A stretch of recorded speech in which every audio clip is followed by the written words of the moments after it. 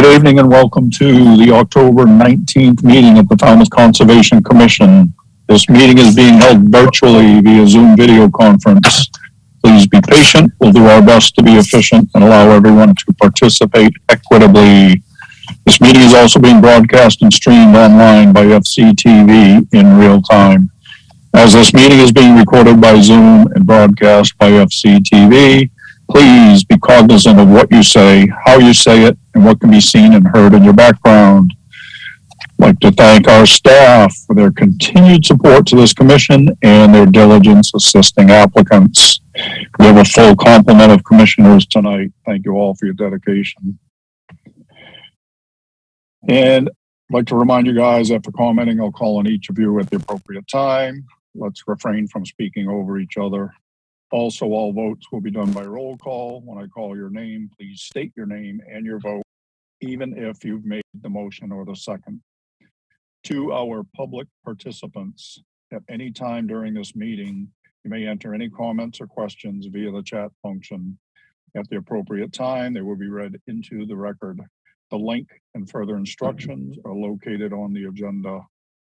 Chapter 107 of the Acts of 2022 regarding COVID-19 allows for full public participation. Therefore, if you'd like to be heard on a specific hearing, let us know via the chat function. Then at the appropriate time, I'll call for public comment. When you are selected, you will be moved into the hearing as a participant. As such, you must have your video enabled. Be succinct and respectful of others. Public comments will be limited to 3 minutes. Regarding RDAs, as an applicant, you want to hear a negative determination as it allows you to move forward with your project without the necessity of a full notice of intent application. And for the benefit of anyone waiting for a particular hearing, so that you're not waiting unnecessarily, the following hearing is going to be continued, and that is AC Cape Cod LLC, which is 836 Palmer Ave. First up, minutes, September 21, 2022. Mr. Chairman, I reviewed the minutes and I'd move approval as written. Patton. Gladfelter, second.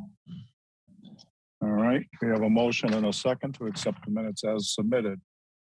There's no comments or questions. We'll vote. Betsy. Gladfelter, aye. Courtney. Bird, aye.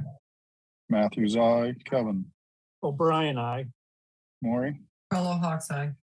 Melissa. Tug, aye. Steve. Patton, aye. It is unanimous. We have accepted the minutes as submitted. Thank you, Kristen. Next up, vote minutes, October 5, 2022. Mr. Chairman, I reviewed the minutes and I found them to be representative of the meeting and I'd move approval as written. Patton. Bird, second. All right, we have a motion and a second to accept the minutes of October 5th as submitted. Any questions or comments? All right, we'll take the vote. Betsy? So I have a question, Jamie. So I wasn't there, but should I vote yes? I'm affirming vote.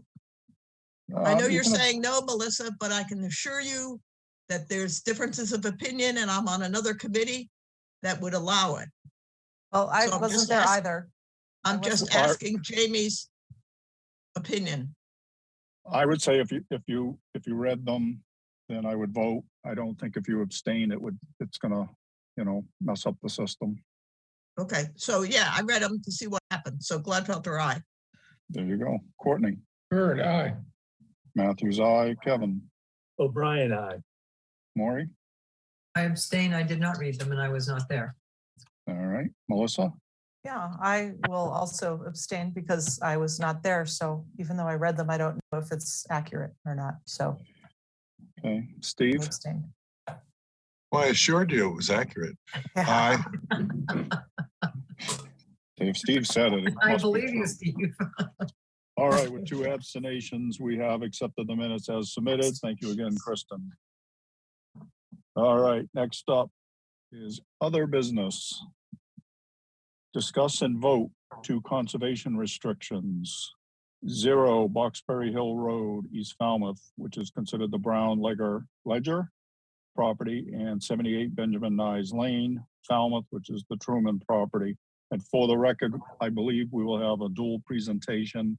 We'll discuss them together.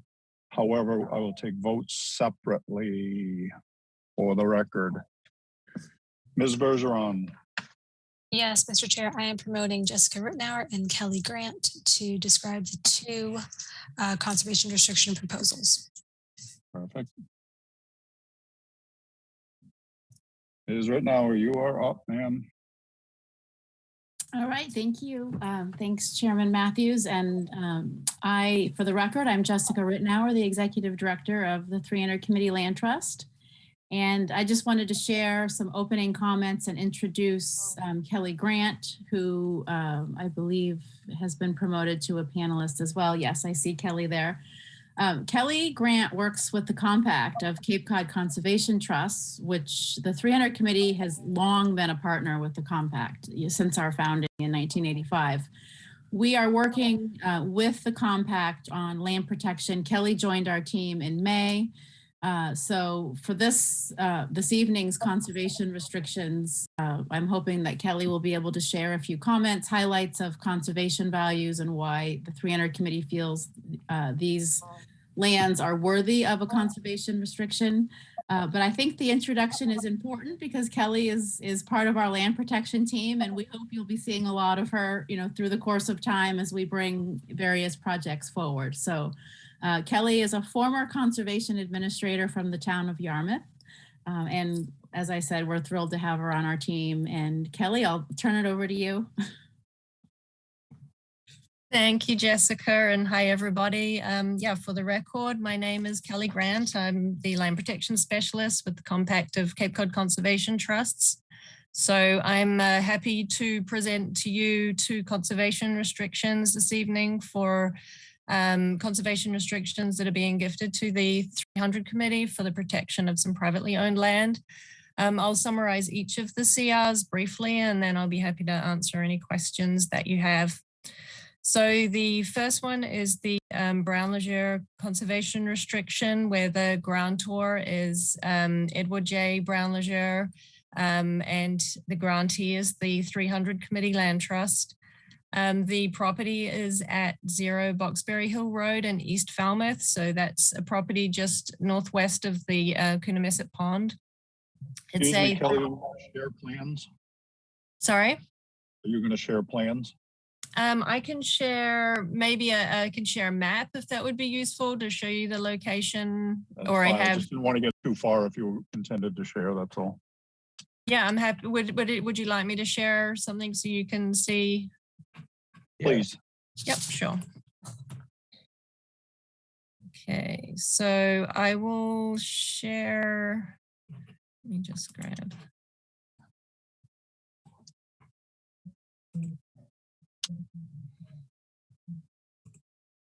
Okay, one moment.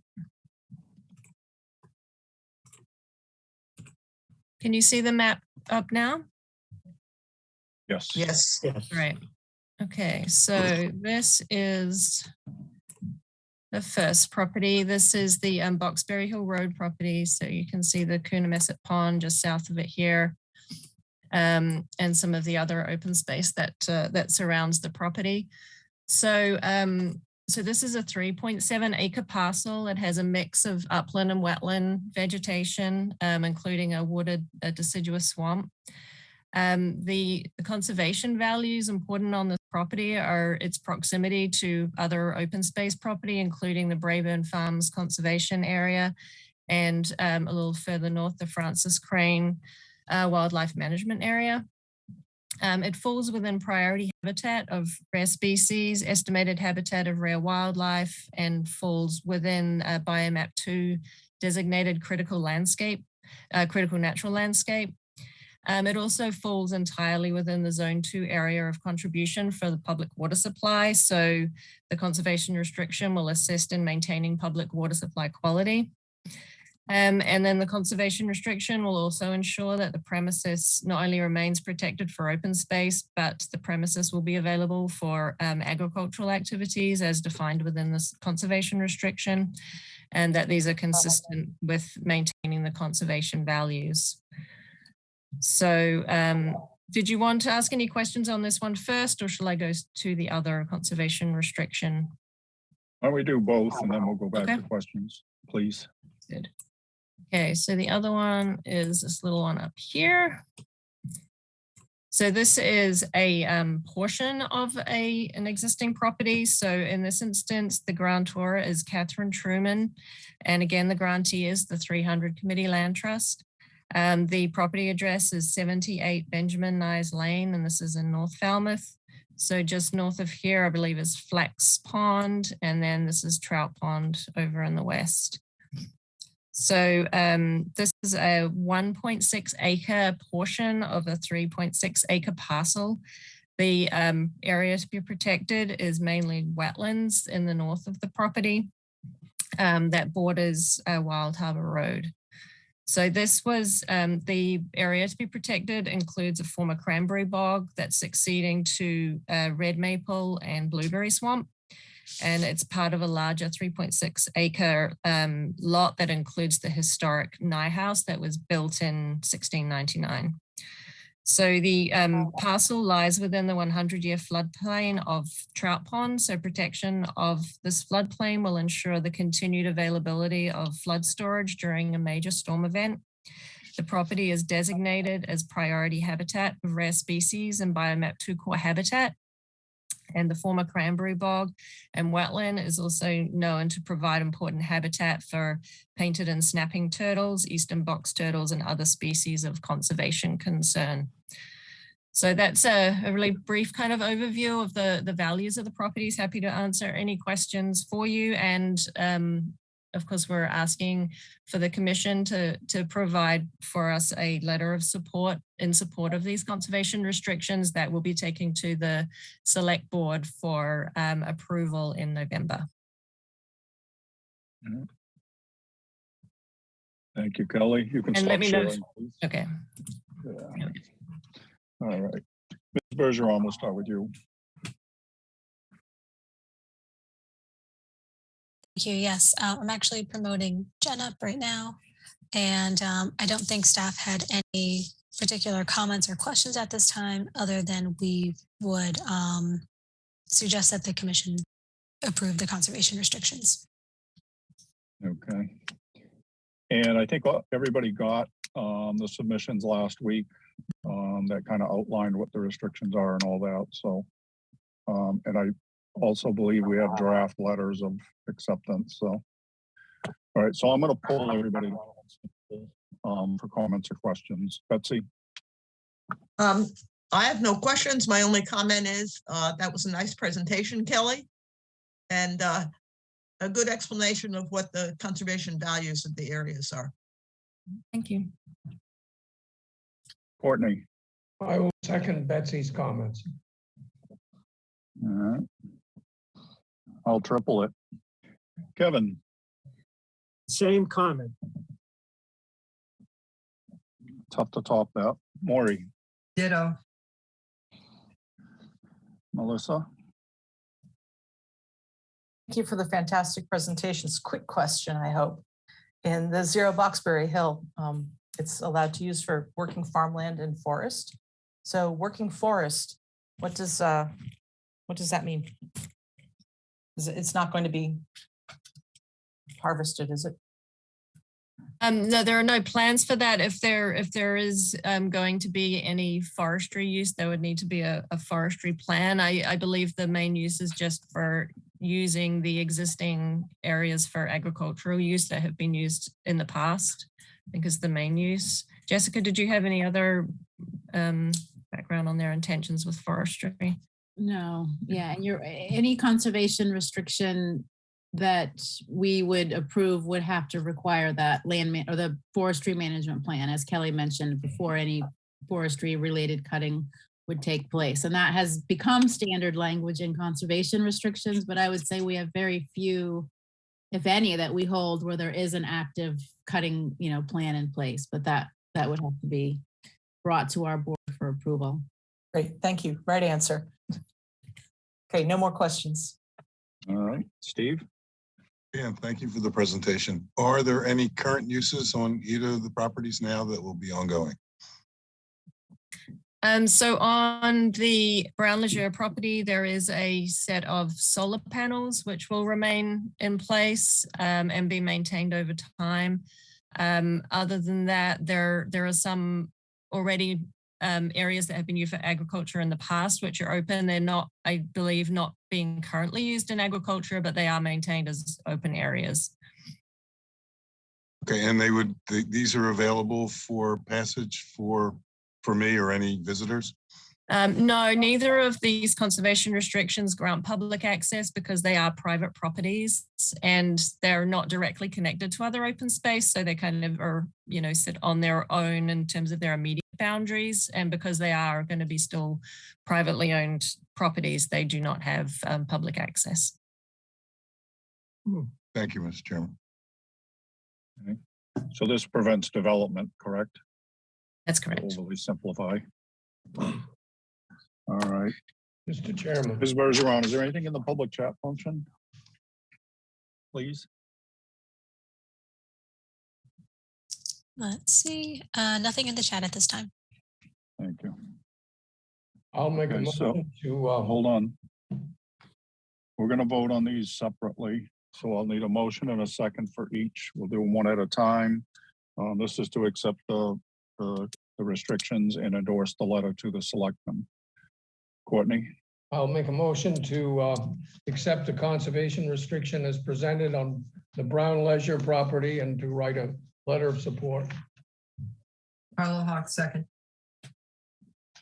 All right. We have a motion and a second for 0 Boxberry Hill Road, the Brown Legere property. If there's nothing further, we're going to vote to accept the restriction. All right, Betsy? Gladfelter, aye. Courtney? Bird, aye. Matthews, aye. Kevin? O'Brien, aye. Maury? Carlo Hawk's eye. Melissa? I talk aye. Steve? And It is unanimous. We have accepted 0 Boxberry Hill Road. Mr. Courtney. Chairman, I'll make a motion to accept the conservation restriction for 78 Benjamin Nye Road and to write a letter of support to the selectmen. Carlo Hawk, second. All right. We have a motion and a second to accept the restriction for 78 Benjamin Nyes Lane, which is also known as the Truman property. If there's no other questions or comments, we'll take the vote. Betsy? Gladfelter, aye. Courtney? Bird, aye. Matthews, aye. Kevin? O'Brien, aye. Maury? Carlo Hawk's eye. Melissa? I talk aye. Steve? It is unanimous. We have accepted the restriction for 78. Thank you, ladies. Thank you. Thank you all. Good night. Good night. Good night. All right.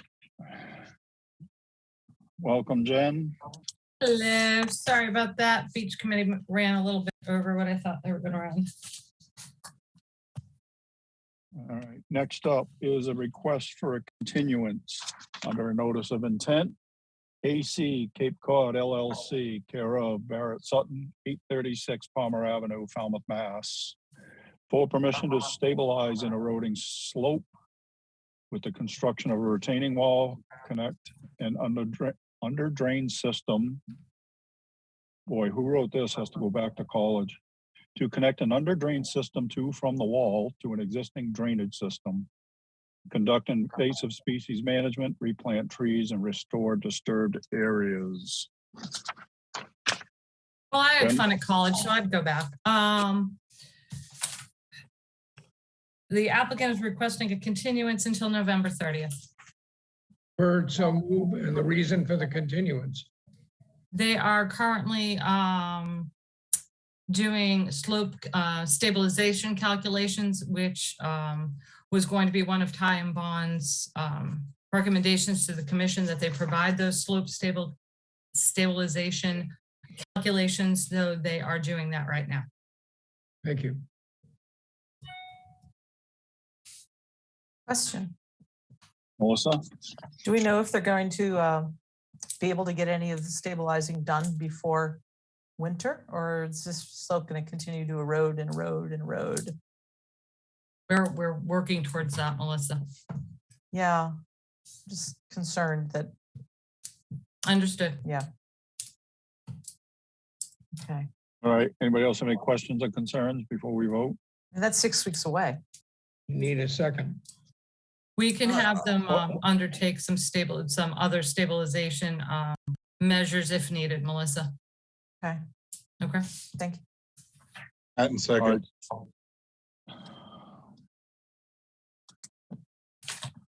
We have a motion and a second on the table to continue this till 11:30.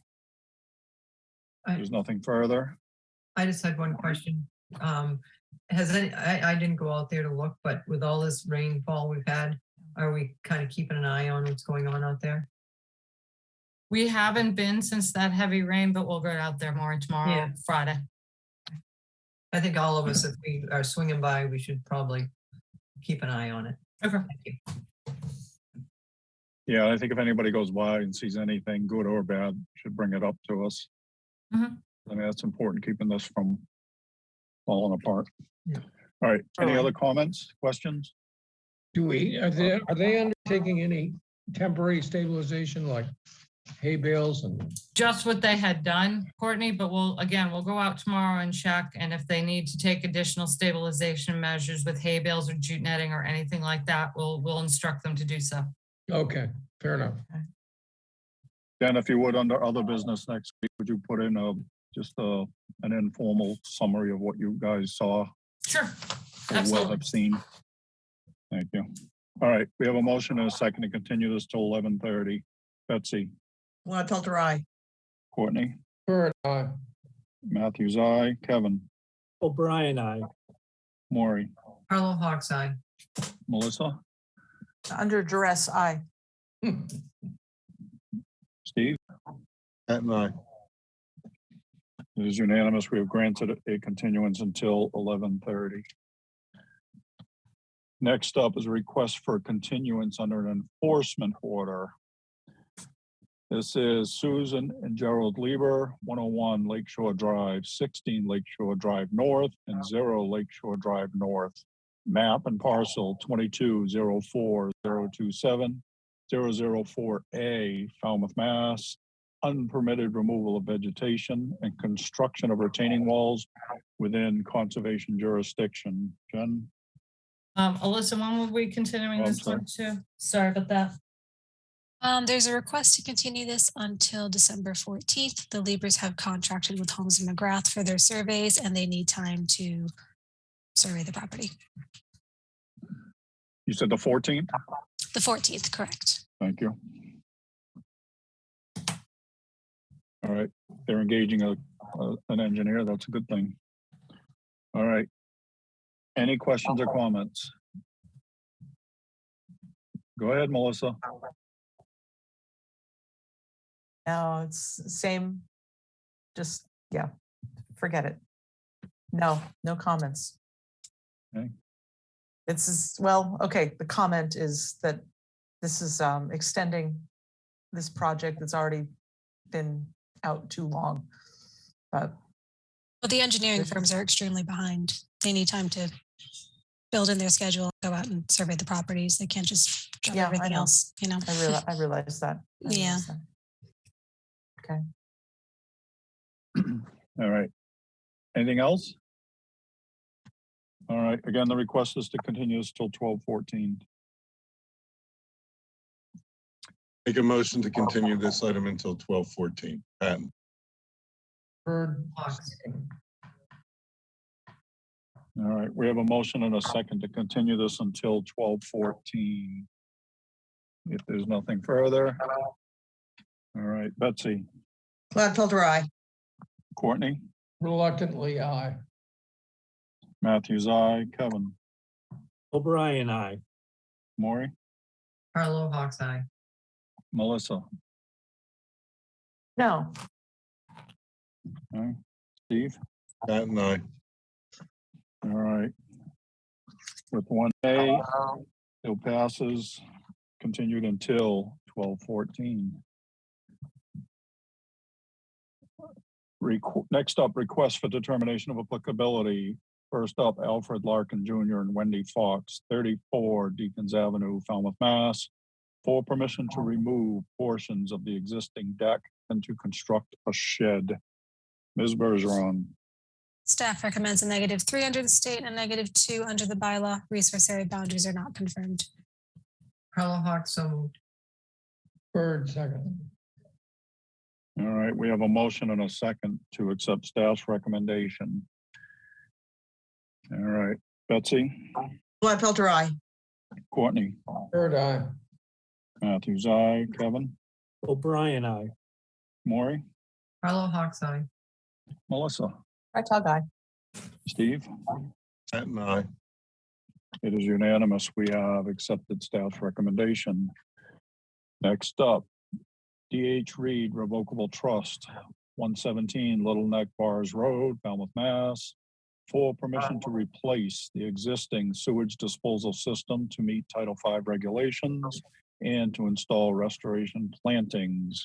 Ms. Bergeron, Staff recommends a -3 under the state and a -2 under the bylaw. Resource area boundaries are not confirmed. Bird, so moved. Pat and second. all right, we have a motion and a second to accept staff's recommendation. If there's no comments or questions, we're voting. Betsy, Gladfelter, aye. Courtney, Bird, aye. Matthews, aye, Kevin, O'Brien, aye. Maury, Carla Hawk's eye. Melissa, Right tall guy. Steve. Pat and I. It is unanimous. We have accepted staff's recommendation. Next up, Gary Vacon, 40 Bridge Street, East Falmouth, Mass. For permission to replace 2 pilings on an existing licensed dock. Ms. Bergeron, Staff recommends a -3 under the state and a -2 under the bylaw. Resource area boundaries are not confirmed. Bird, so moved. Carla Hawk, second. Melissa has all right. We have a motion and a second to accept staff's recommendation. Mr. Chairman, Melissa had a question, I Yeah, I think. know. Can I Oh, have the meeting, please? Melissa? I was just wondering what kind of pilings they're going to replace them with. Know what they're made of? Are they vinyl coated or are they regular wood pilings or? It wasn't stated. This application was submitted by the homeowner. I would believe they would be wood to match the rest of the dock, but I can confirm that. Please, could you? Thank you. Okay. That's all. Courtney, did you have a comment? no. Okay. Anybody else? All right, we have a motion and a second to accept staff's recommendation. We're voting. Betsy, Gladfelter, aye. Courtney, Bird, aye. Matthews, aye, Kevin, O'Brien, aye. Maury, Carla Hawk's eye. Melissa, Right tall guy. Steve. Pat and I. It is unanimous. We have accepted staff's recommendation. Next up, Samuel and Judith LaRusso, 45 Vineyard Street, Falmouth, Mass. For permission to vista prune according to FWR 10.18, 10B, and to remove invasive vines. Ms. Bergeron, Yes, the applicant is requesting a continuance until November 2nd. Bird, so moved. Pat and second. all right, we have a motion and a second to continue this RDA until November 2nd. Any questions or comments? Seeing none, I'll call for the vote. Betsy, Gladfelter, aye. Courtney, Bird, aye. Matthews, aye, Kevin, O'Brien, aye. Maury, Carla Hawk's eye. Melissa, Right tall guy. Steve. Pat and I. It is unanimous. We have continued this until November 2nd. Next up, Waterways Committee, corner of Scranton Avenue and Clinton Avenue. Simpson, otherwise known as Simpson's Landing, Falmouth, Mass, for permission to drive 11 test files. And Ms. Bergeron, you're gonna have to explain that to me, please. Yes, so the test piles are going to go right outside their existing licensed bulkhead. I believe there was trouble in the area in the past where they've done work and reached many obstructions below the ocean floor. So they're going to be testing to find appropriate locations for a future project. Gotcha. Makes perfect sense. Thank you. And you're recommending a -3 and a -2? Yes, staff recommends a -3 under the state and -2 under the bylaw. Resource area boundaries are not confirmed. Bird, so move. Thank you. Carla Hawk, second.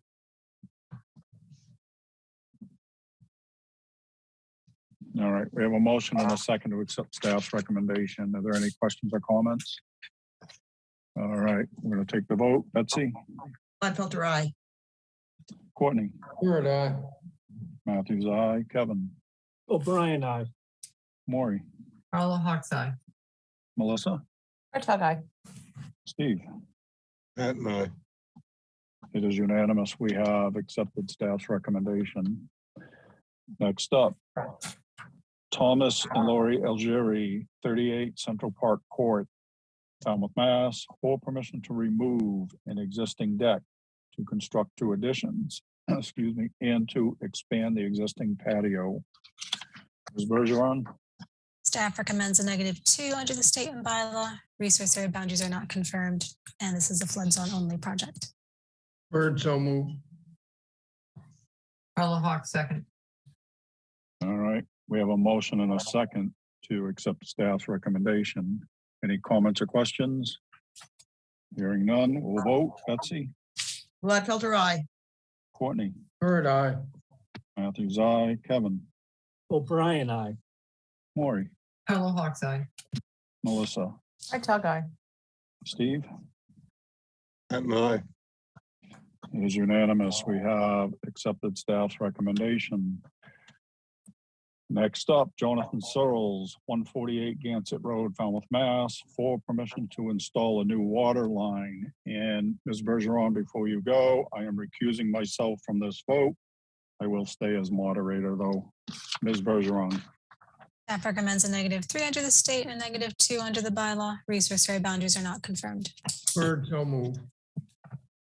Carla Hawk, second. any questions or concerns?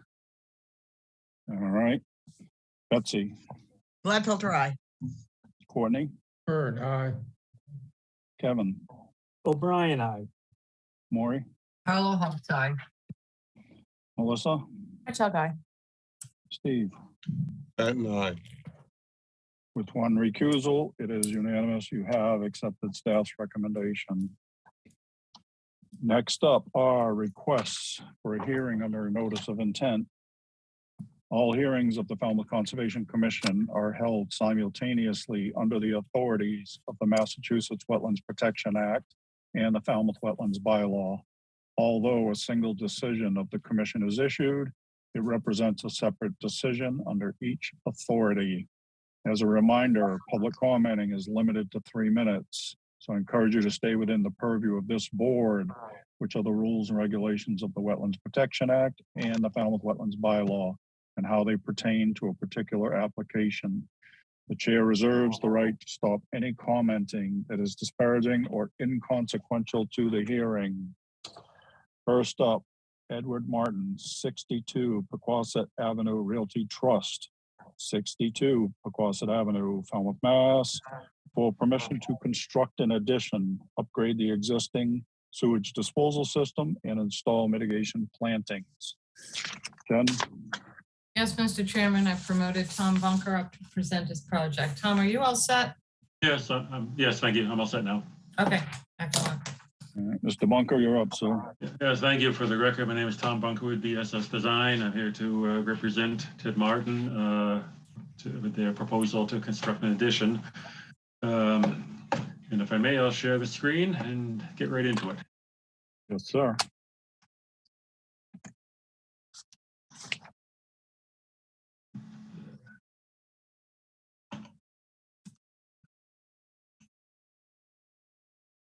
Okay, this is the site plan that we have prepared from our survey. This is on Pequawset Avenue, which is in Magansett, just south of the Bourne Town line.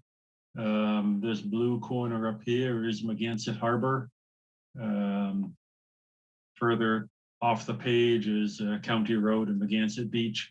And to the right goes up to Garnet Ave, I think goes up into the town of Bourne up there. So this is Pequawset Ave, which actually turns back and joins back in with Garnet Ave.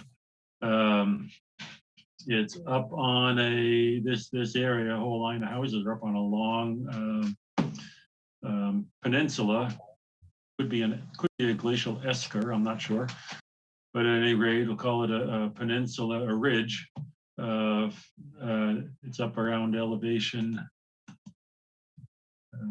goes up to elevation 50 some, up at the top. And of course, down at here, there's down at 0.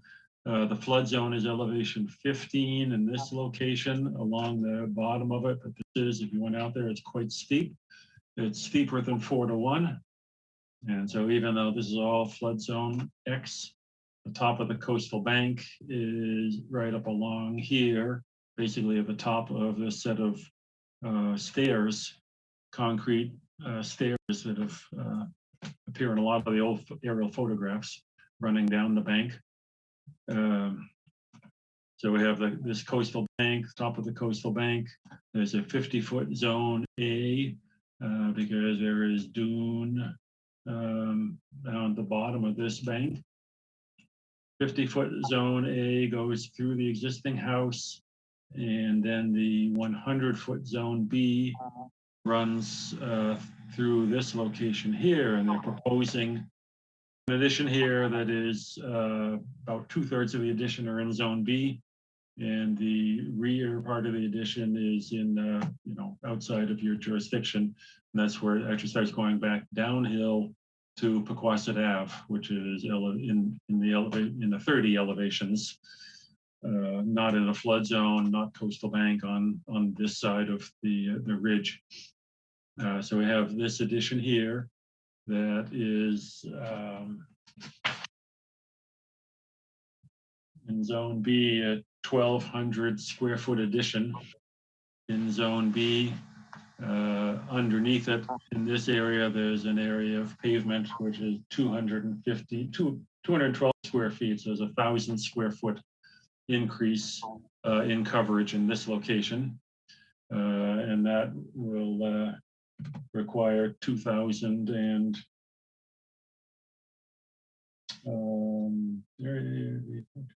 well, we provided 2,006 square feet of mitigation are required, but we're providing 2,010 square feet plus 2 trees in this location here. So some of this bank is kind of meadowy already, and there's some nice perennials along here, kind of a pollinator area. So I have the shrub planting down toward the bottom of or partway down the bottom to be adjacent to other tree and shrubby habitat down in that area there. And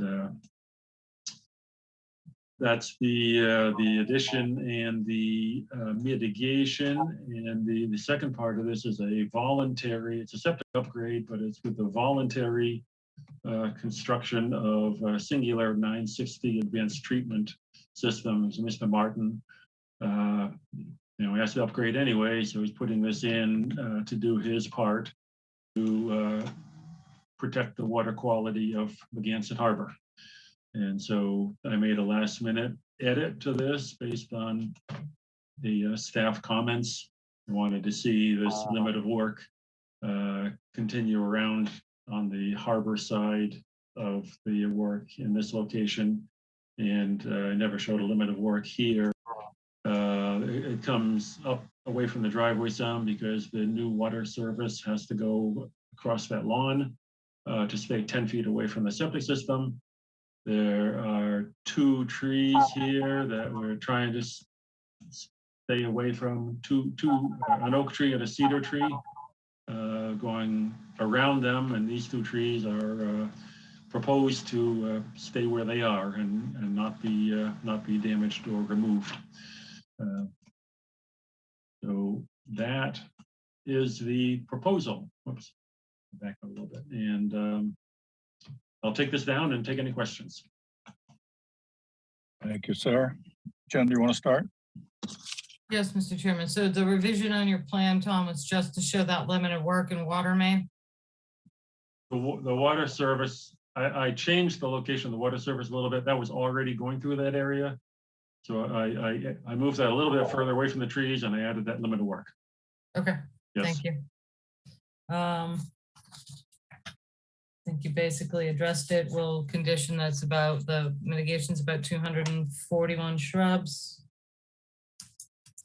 And that's it, unless Alyssa has anything to add. Ms. Bergeron. The only other comment I had is that Tom confirmed over email today that with the addition, there will be one extra bedroom and the new septic will be able to accommodate that. All right. Commissioner comments. Steve, we're going to start with you. Thank you, Mr. Another lovely home. And the addition seems to be right on the edge of our jurisdiction. I don't have any problem with it. Thank you very much. Melissa.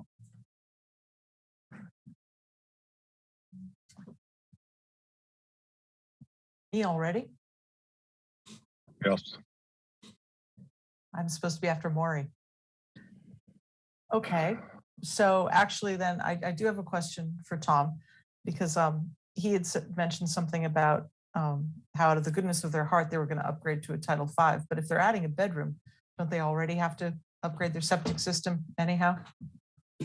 They're upgrading, expanding the septic system, yes, but the part they're doing out of the goodness of the heart is at the singular advanced treatment. And there would be no requirement for that. Okay, it's an advanced treatment system. Yes. Okay.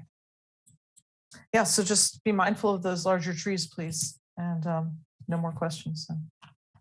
Thank All you. right. Maury. I only had one question for Tom. The concrete bounds are being removed. Did they combine this log or what were those for? It says CBs, is it concrete bounds, corner bounds to be removed? I don't know, it doesn't Where, really- I'm sorry, where is that? It doesn't affect the project. It's right by the, there's one by the, let's see, right, it's round, I don't know, oh, catch basin? Is that what it is? Catch basin? Oh, CB, yes. Okay. Near the garage. Gotcha, okay. Yeah. Because it wasn't on the legend what CB was, and usually that's corner bound, so. Yeah. Okay, thank you. Yeah, we took that one out because it's so close to the septic system. We put another one further downhill. Yeah, I saw that. Thank you very much. And thank you for the improvement to the system, septic. All right. Kevin. No questions, Mr. Chairman. All right. My only comment, Tom, is same. Thank you for the upgraded septic. That's Mr. Martin doing that. Well, thank you, Mr. Martin. Courtney. No questions. Betsy. Tom, it looks like you're doing some regrading. Is there going to be any fill brought on? Or fill taken off? I didn't do the calculations. I think that there will have to be some fill brought on because that area where the addition is already pretty much at the basement level. And there will have to be some fill brought on to fill out around it. Yes, but I didn't calculate the volume. Would you be able to calculate the volume and just put it in the record? Yeah, I should be able to, yes. Okay, thanks. Okay. We can put that as a finding, correct, Jen? Yes. Okay. Anything else, Beth? That's all. Thank you. Okay. Jen, is there anything in the public chat function, please? Does not appear to be anything in the public chat, and no one has their hand raised, so I don't believe there's any public comment. Thank you. All right, I'll entertain a motion. I make a motion to close the hearing and take it under advisement. Bird, Gladfelter, second. All right, we have a motion and a second to close the hearing. Are there any other comments or questions from the board? All right, hearing none, we're gonna vote. This is to close the hearing. Betsy, Gladfelter, aye. Courtney, Bird, aye. Matthews, aye. Kevin, O'Brien, aye. Maury, Carlo Hawks eye. Melissa, Tell guy. Steve. Patton, aye. It is unanimous. We have closed this hearing. Thank you, Tom, for a short and concise presentation. You're quite welcome. Pizza time? No, he's up again. Oh, Yeah. You still have me. You're always welcome, Tom. Thank you. Next up, Brian Storms, 111 Little Neck Bars Road, Falmouth, Mass. For permission to expand the existing sunroom and porch, construct an addition within the footprint of an existing patio, and to install mitigation and Dcpc plantings. Jen, Yes, Mr. Chairman, Tom Bunker is here to present his project. Mr. Bunker, welcome back. You're up, sir. Okay, thank you. Yes. For the record again, Tom Jamie? Bunker. I have to recuse myself from this hearing, Carlo Hawks. Okay, thank you. Okay, Tom Bunker, BSS Design, representing Brian Storms on this matter for an addition, and I will put my screen up to share it. Thank you. And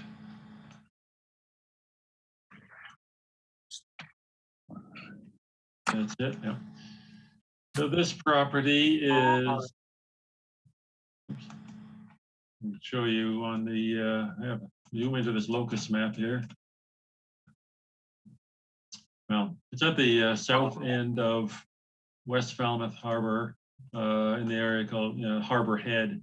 In this location where the harbor goes under Chappaquoit Road. And it's a house right there. You can see it from the bridge. It looks north across the Harbor Head water body. Little Neck Bars Road runs in from Chappaquoit Road through there. And I see the bike path is not shown on here, but it crosses the bike path and comes out there. But we're on this part of Little Neck Bars Road on the west side of the bike path near Black Beach. And it's near Black Beach, so I'll get right into it and say it's on the in the Black Beach Sipworth Marsh DCPC. Is that demarcation line runs right down the center line of Little Neck Bars Road right here. So north of that line is not in the DCPC, but this lot is on the south, so he is in the DCPC. Back in 2006 or 2007, we did a previous plan through which he built the garage and porch in this location. And now he wants to enlarge this porch by 6 feet in width. And also there's a patio area here. He wants to put an addition on that. I guess I should back up and give you the resource areas. So yeah, the Harbor Head, part of West Falmouth Harbor here. There's a salt marsh along it, velocity zone that runs up here about crossing over the center line of the road in this location. 25-foot Falmouth velocity zone inland of that. And then otherwise it's flood zone AE elevation 18 on the rest of the lot. There is some slope along the road here, which is a coastal bank, but then there's also along this westerly property line, there is either a rise or it goes down, but our property is about 4 feet higher than the next property to the west. And so this area across here along the side property line is also a coastal bank. And so it being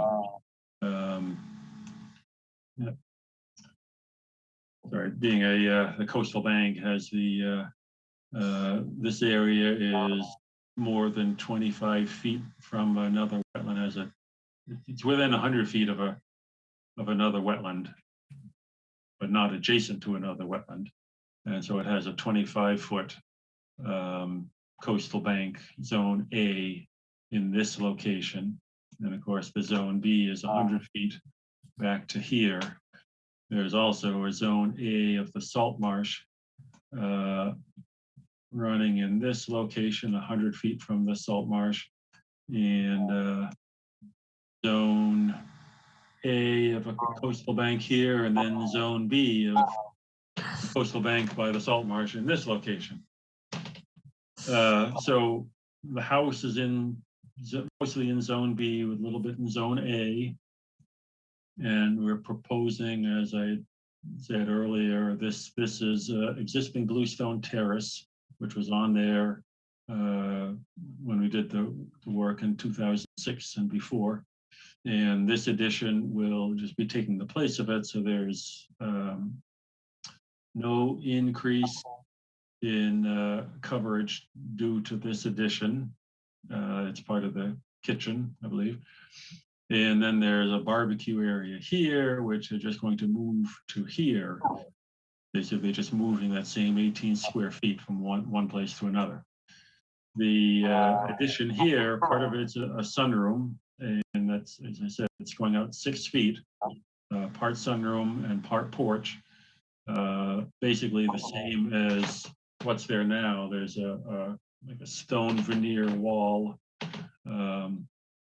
The porch has a stone floor to it and a roof above. And the sunroom is fully enclosed with glass panels. And so this, as mitigation numbers,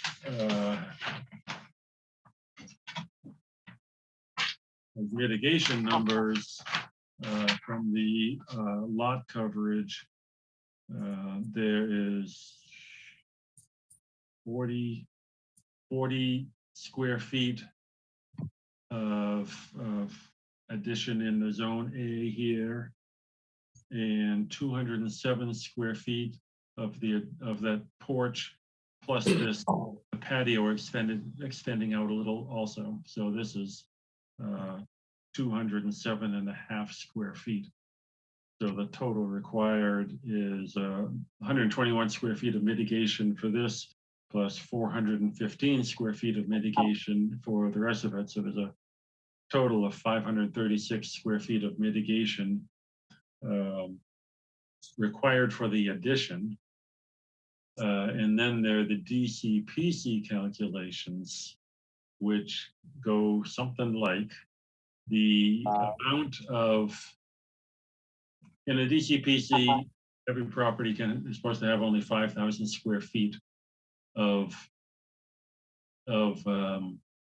6,000 square feet, sorry, 6,000 square feet of disturbed area. And so they have to plant back 10% of the amount above 6,000. And so right now there's 21,583 square feet of disturbed area, and 10% of that difference is 1,558 square feet of planting required. And so that is the 536 from the mitigation and the 1,558 from the DCPC. And then in my, from the previous, we had calculated that there's like 25 square feet shy of what was required back in 2007. So I'm adding that 25 square feet in here also, so that will get planted. And Alyssa picked up that I said 11 square feet in one place and 25 square feet in the other, but the 25 is on the plan, so that's the proper number. And so that comes out to a total of 2,119 square feet. Plus, that would require probably 2 trees, plus we have 3 trees for some cedar trees that have been removed, partly from, her storm damage or whatever else, but there are three trees in this location here. So anyway, we have that, what do we say, 2,119 plus 5 trees in this location here. I have a detail showing that it's a little confusing, but the planting from 2007 wasn't done exactly in the areas as described on the plan, but these are the areas that were done, that were planted. And so anywhere in here comes up, we got the 25 square feet difference from what was planted and what was proposed in here. And then this is the newly proposed planting area. And I know that the staff had some questions and differences opinion about the planting.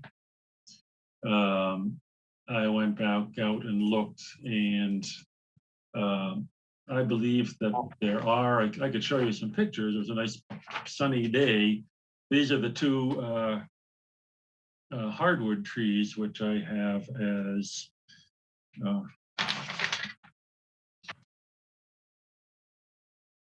let's say white oak or red maple, maybe. I'd have to look at oh, this is the one she said I didn't have a plant list, right? But it is in legend, red maple or white oak. And I know the problem with some of these Norway maple trees are hard for much things to grow under, but there are some good openings. I think there are 2 good openings. If this tree were to move north, actually the swing set is still here, and that's to be moved out of the way for this planting. But this tree could move east some over to here, and there's an opening. As I said, it's mainly the Norway maple trees. There's a big canopy from this maple tree here. This other tree could move further west over. I can put that on a plan and talk with staff about where they could go. And I know I would have to talk to them about the siting of the cedar trees too, and on site to go over that. And of course, as Alyssa noted, the plant list that's required. And I'm sure there are other questions that staff has. And so I will leave it at this for right now and stop my sharing and take questions. Thank you, sir. Jen. Yes, Mr. Chairman. Tom, you didn't have a revision date on that plan, did you? No, I haven't revised anything. Okay, no. perfect. No. Thank you for clarifying that first comment about the 11 square feet or the 25 square feet. Did you address the difference in the rinse station, Tom?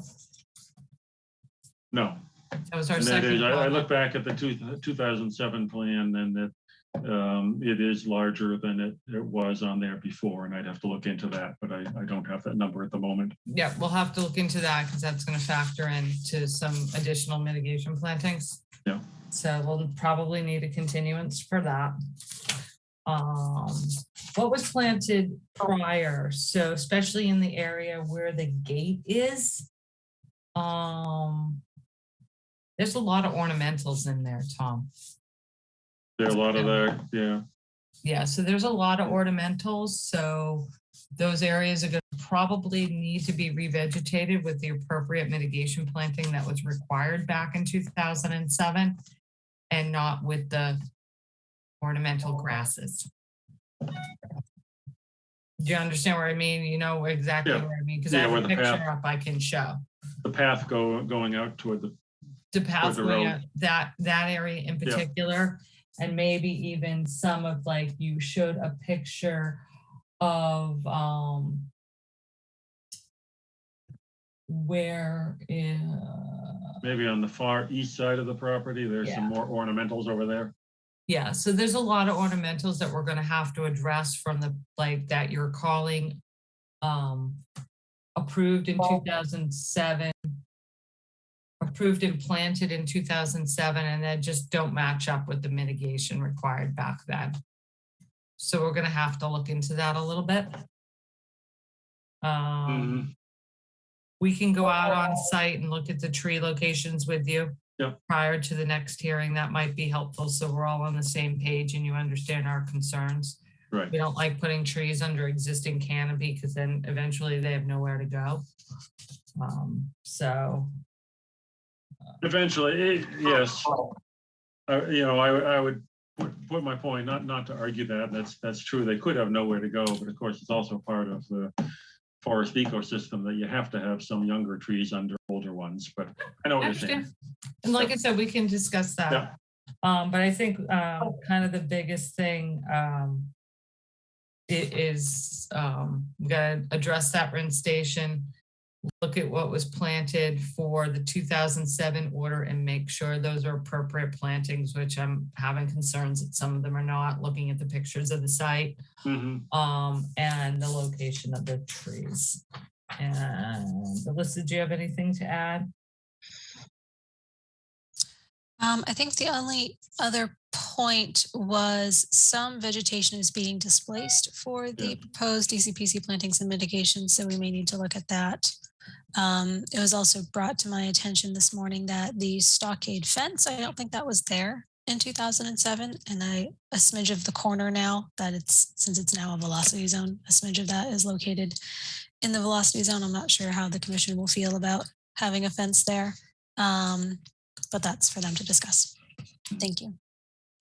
Yeah, I did go back out there today, and there's more there's more ornamental shrubs over on the east side than what we showed on the plan and all, and that would have to be factored in. Thank you. All right. Commissioner comments, Betsy. I have no comments, thanks. All right. Courtney, No comments. Kevin. No comments, Mr. Chairman. All right. Maureen is recused from this hearing. Melissa. Hi, I have a couple of questions and comments. Thank you, Tom, for your plans. I would like to concur with what Jennifer said to begin with about the 2007 plantings. Basically, that whole area that's just individual dots on either side of the gate. I mean, I saw one milkweed and one blackberry, and then the rest were basically ornamental shrubberies. And I thought these need to be mitigation plantings, or restoration plantings, as opposed to just leaving it as it is. But also, if you go further to the east, the area where you have delineated for mitigation plantings, the lawn, you actually have the lawn really far in from the stockade fence.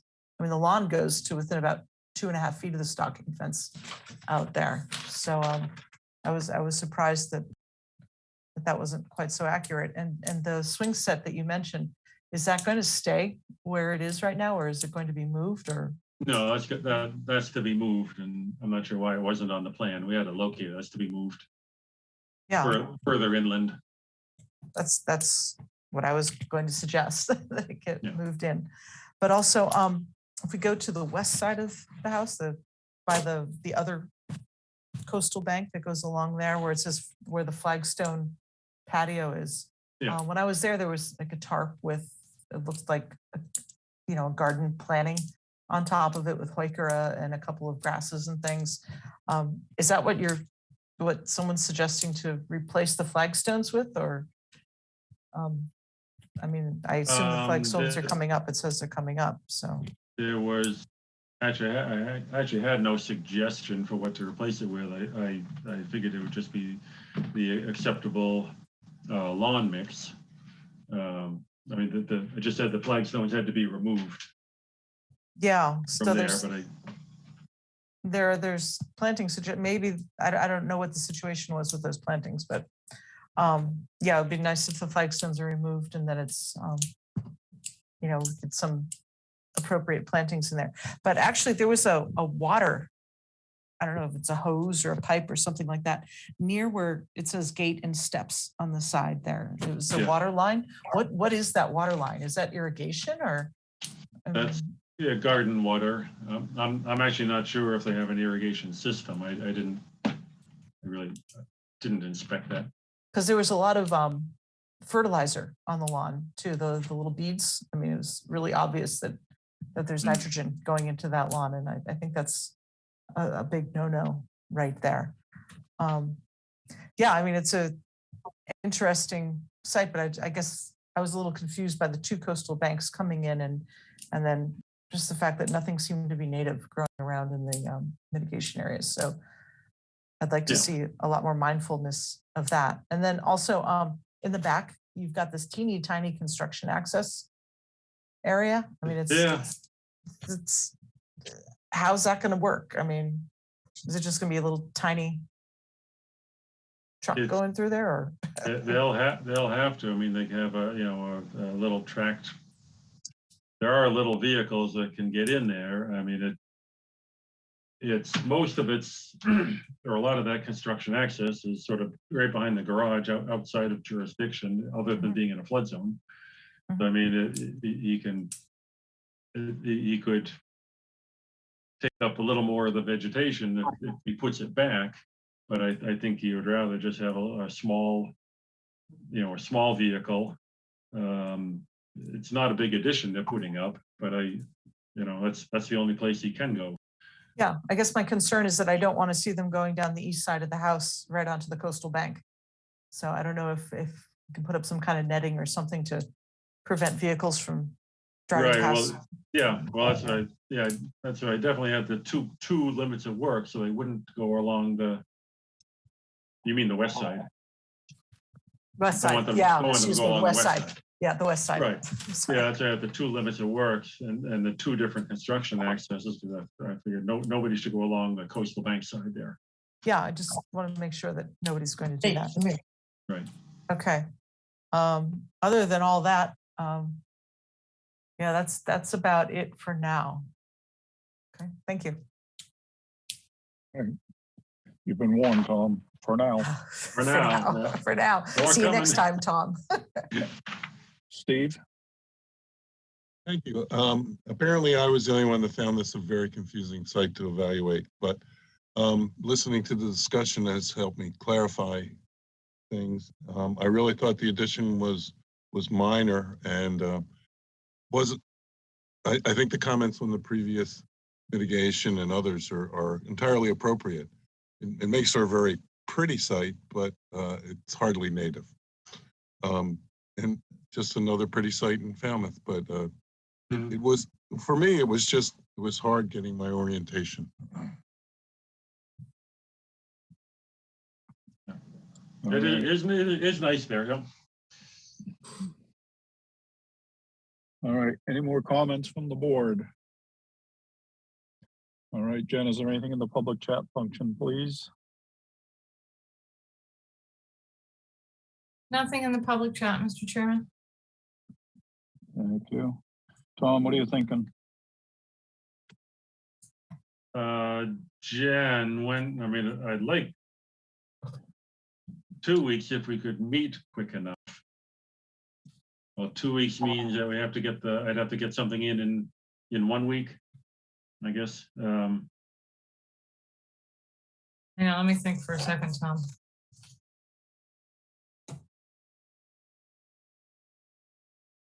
Melissa, what's the other one we put on the 2nd today? So we had 4 continuances on the 2nd. Is that true? 3 or 4. That's an RDA.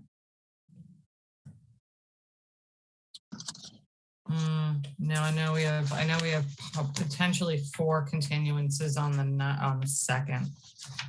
And a couple of them you haven't even heard yet. So that's why I'm concerned about the 2nd. Would the 9th work for you, Tom? Yeah, it probably would work. I mean, it would work better for me, give more time to, to devote to the plan. But of course, the owner wants it quicker. But I know, I just don't know if I can accommodate you on the Yeah. second, so it looks like it's gonna have to be the 9th, and then that way you wouldn't have to get the plan in until the 2nd. Yeah. So it'll give us time to meet with you next week sometime. Yeah, it's a little more time to do that. Yeah. All right. Yeah, 3 weeks, All right, November 9th. November 9th. Okay, thank you. At the request of the applicant, I'll move to continue this to November 9. And second. All right, we have a motion and a second to continue this until November 9th. If there's nothing further, all right, we're going to proceed with the vote. Betsy, Glenfelter, aye. Courtney, Bird eye. Matthews, aye. Kevin, O'Brien, aye. Melissa, Chuck, aye. Steve. Pat and I. It is unanimous with one recusal. We have continued this until November 9th. Thank you, Mr. Bunker. Thank you. Next up, Stephen Scher, 44 Uncatina North, Falmouth, Mass. For permission to remove the unpermitted patio, access stairs, sitting wall, and walkways. Add 80 cubic yards of fill, install mitigation plantings, and vista prune according to FWR 10.18, 10B. Ben? Yes, Mr. Chairman, I am promoting. Oops. Mike Borstelli up. I promoted Tom back to attendees. Let's make sure Tom is in there. Tom's in attendees. Mike's with us. Anybody else with you, Mike? No, just me. Okay, tonight. perfect. Mr. Borselli, welcome. You're up, sir. Thank you, Mr. Chairman, members of the commission. For the record, Mike Borselli, Falmouth Engineering, and I represent the applicant. With your permission, I'll share my screen. Yes, sir.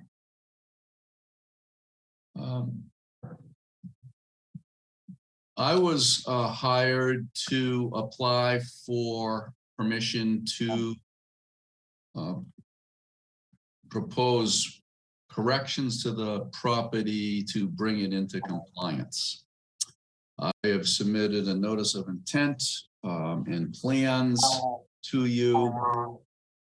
And I'm going to go through the plans with you and tell you the story about what's happened here and how we're going to fix it. So what I'd like to first do is show you a plan that basically shows what previously existed in what was permitted by the Conservation Commission back in '04. And this plan helps me show you the wetland resources in question, which include a non-eroding coastal bank. And at the very toe of the bank is a coastal dune and a BVW. This property overlooks Buzzards Bay, and it overlooks just to the north and slightly to the east, the town beach, Old Silver Beach. There's actually a significant grade change from the top of the bank, which is around elevation 66, down to elevation 10. So it's about it's a 50 plus elevation change from top of bank to toe of bank. This is on Uncatina North in the cliffs. It's one of several houses that overlook Buzzards Bay. And this plan shows you what was previously approved in '04. In 2004, back when I was young and naive, an order of conditions was issued to a previous owner. And what was approved by the commission at that time was an addition to the existing house, and I'm circling it here. And the addition was proposed as a deck. That order of conditions was issued at a time well before your latest regulations that were promulgated, I think in '08 now, February of '08. And the mitigation calculations weren't in place, but at that time, there was a requirement to plant 200 square feet of mitigation. And this deck was allowed to expand closer to the wetland resources at the time than the present primary structure. Things changed though, as we all know. After the order of conditions was issued, subsequently in the same year, 04, an amendment was requested to enclose the deck as a 3-season room, and that was also issued as an amended order of conditions. And then my client basically was out of my life until 2022. And the property was put on the market and they discovered they did not have a certificate of compliance. And I was tasked with the job of telling them that the property was not in compliance. It was significantly out of compliance. And I'm going to show you that now. This plan represents existing conditions on the site. For reference, the addition that was approved, I'm going to trace over 9.9 by 50.5 by 9.9. You'll see there's little jogs here. That's the portion of the existing house that was approved to be expanded. What wasn't approved was access stairs on the sides, access stairs on this side of the approved structure, a paver patio with a sitting wall along the edge, paver walkway around the house, and for reasons that I have no knowledge of, or not for reasons I have no knowledge of, but I had no knowledge of, there were modifications to the house that included changing the driveway access from where it used to be like this, side-loaded garage doors like this, to a front-loaded driveway and garage doors like this. You can see these dashed lines. These represent the no disturbance zone A from the top of the coastal bank and the outer buffer zone B from the top of the coastal bank. So a lot of things were done without permission. I ran through an analysis just to show you how dramatic it is. On the impervious surfaces, the existing impervious in the A zone is 3,770. What was permitted is 1,800. There's almost a 2,000 square foot increase in the A zone. In the B zone, there was over 1,600 square feet. I'm sorry, over 1,100 square feet of an increase in the B, mainly because of the driveway and this walkway that was proposed. So then the previous owner was made aware of this. The current owner was made aware of it, and he's taken on the task, and he understands what we're hoping, what we believe can be done to bring it into compliance, and what we're hoping you'll approve to bring it into compliance. We've had discussions with your staff. I, along with the owner, met with Jen and Alyssa on site to talk through what we're proposing to do. And after that, I think I'm hopeful we're on the same page, because the staff report I received was pretty clean. There were no issues that I could really see to speak to. So now I'm going to share the final plan and the proposed plan to bring this in, hopefully into compliance. And that is this plan. The red line work is representing areas that we propose to remove unpermitted items, such as the patio and sitting wall, these stairs that project towards the wetland resource from the primary structure. The walkways that lead around the house. So basically the red area is proposed to be removed and restored back to pervious surfaces. When the alterations were done to the property and these access stairs were installed, they're basically concrete landings. There's sliding glass doors here. That's why they were installed. So these are proposed to be removed, but there is about a 2-foot grade change that has to be dealt with so that you can safely exit these sliding doors. And since you cannot approve stairs or landings that go towards the top of the coastal bank because they would be projecting towards the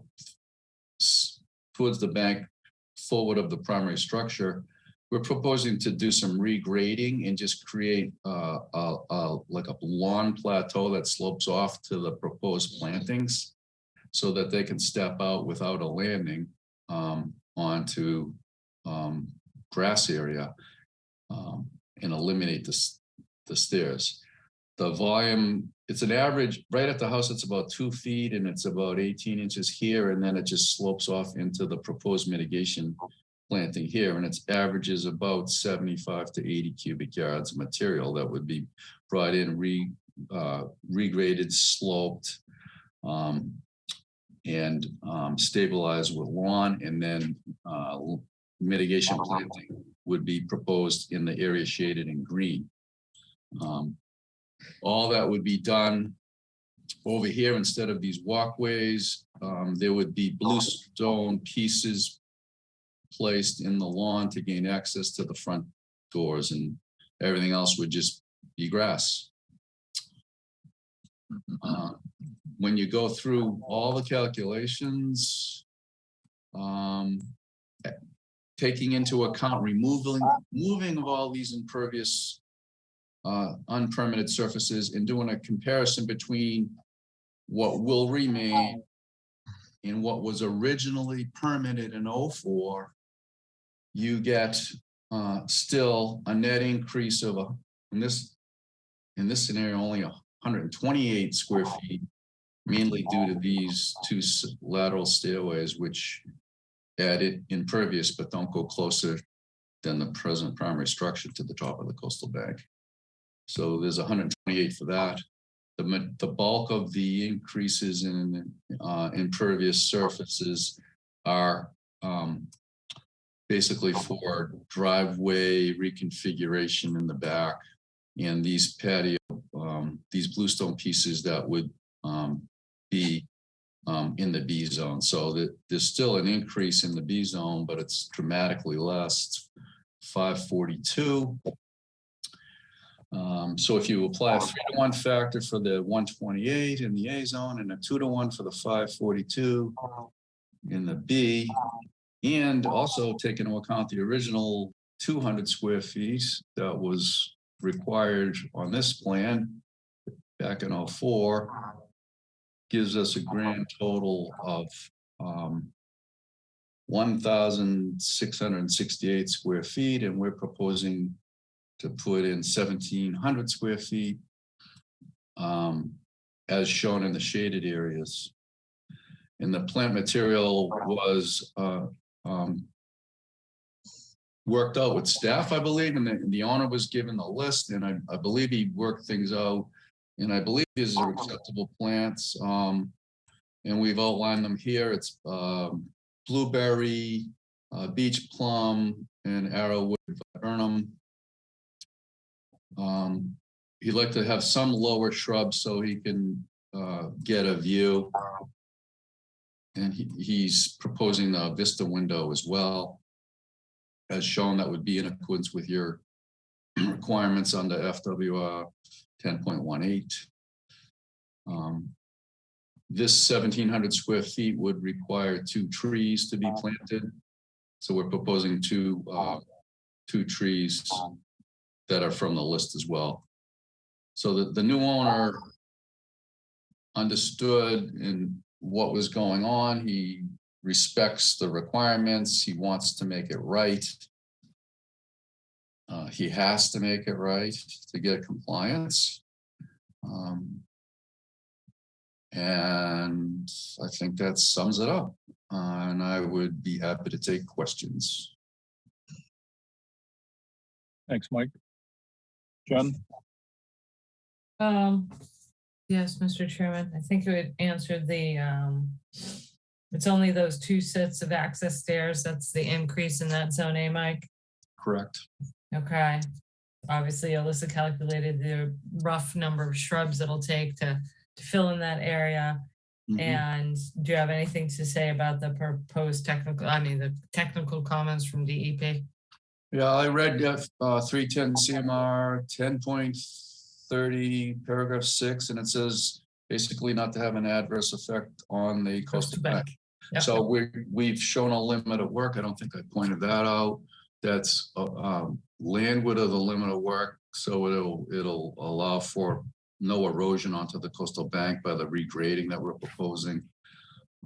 So we have no expectation that there'd be any issue with violating that section. Okay, great.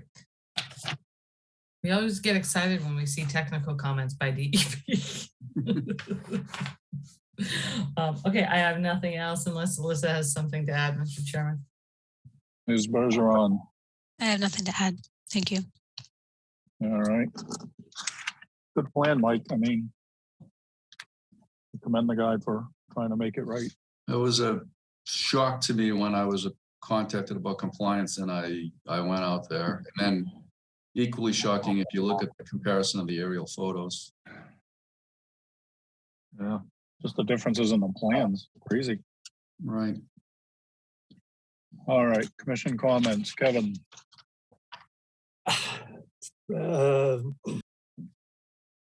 I can't pass up commenting that, well, obviously, the people who are purchasing the property now have made a commitment to compliance, but at some point, we thought the previous owner was going to comply. So short of that, what can we do? Other than that, I have no comments. I think it's a good solution. I agree. All right, Maury? I just had a couple questions. The low bush blueberry, I mean, if staff is happy with it, but I'd, maybe not that we're big fans of hummingbird clethra, but something a little more stable than low bush blueberry. That would just be one comment. And Mike, on the hash marks in the green, some of it doesn't have squares in it and some does. What is the difference in the mitigation? Well, I tried to shade the area that was going to be mitigated in green, but then hatch it into different areas. Planting area number 1. I should share my screen again. Sorry about that. Planting area number 1 doesn't have the hatching. It's from this bold line this way, and that was going to be the low bush blueberry, and the and basically that was going to be all low bush blueberry. And then planting area number 2, which has got the squares on it, was going to be the beach plum in here. And then planting area number 3, which is this other non-hatched but still shaded green, was going to be the arrowwood viburnum. So that was sort of like how he wanted to do it. All right, now I understand it. So their predominant view corridor that I'm looking at is right. Is that what the Vista corridor? Yeah, with the 2. That's where you're going to be planting the beach plum, and I thought that's probably where you want to put the low bush blueberry. No, he came up with this concept on his own. The first floor of the house is sufficiently high that he could look over that. Yeah. All right. So then the next question is, under all those oaks, I think you might have to add some more mitigation somewhere so that you're not planting directly under the 16-inch and See the 3 oaks right there that amazingly Yeah. are still there. Yeah. With all the illegal work that was done there, I'm amazed they didn't cut those down. And just so their roots aren't compromised when you're digging in and all that. So I think that area, you should put a circle around it and then recalculate the extra Right. plants you might need maybe to either side, whatever. Yeah, so we could discount this and then make it Make it grow, up. grow Yeah. up over here more, Yeah. compensate Either side, maybe either more side. on the coastal bank, yeah. over here too. Yeah. Yeah. And I would recommend, we'll put it in the findings that, you put a wattle down until that is totally established and stable. So you don't get washout down that bank. Mhm. And let's see. And one of the things I noticed is when they put the illegal new design driveway, it was right over the septic. Right. Am I correct? Let me share the screen again. Actually, ironically, no. Here's the tank and here's the leaching. So I don't know, I'm speculating. Okay. Maybe they changed the driveway so that it wouldn't be. Wouldn't be, okay. Yeah, just because if it was an H20 and they were driving all over it, you might want to expect it. Yeah. Thank you for bringing this property into compliance and the new owner being amenable to fixing a lot of bad mistakes. Thank you. You're welcome. Melissa, Thank you. Thank you, Mike, for, again, for having these people fix it. I questions, most of my other questions have already been asked and answered. I have a question about the vista pruning though.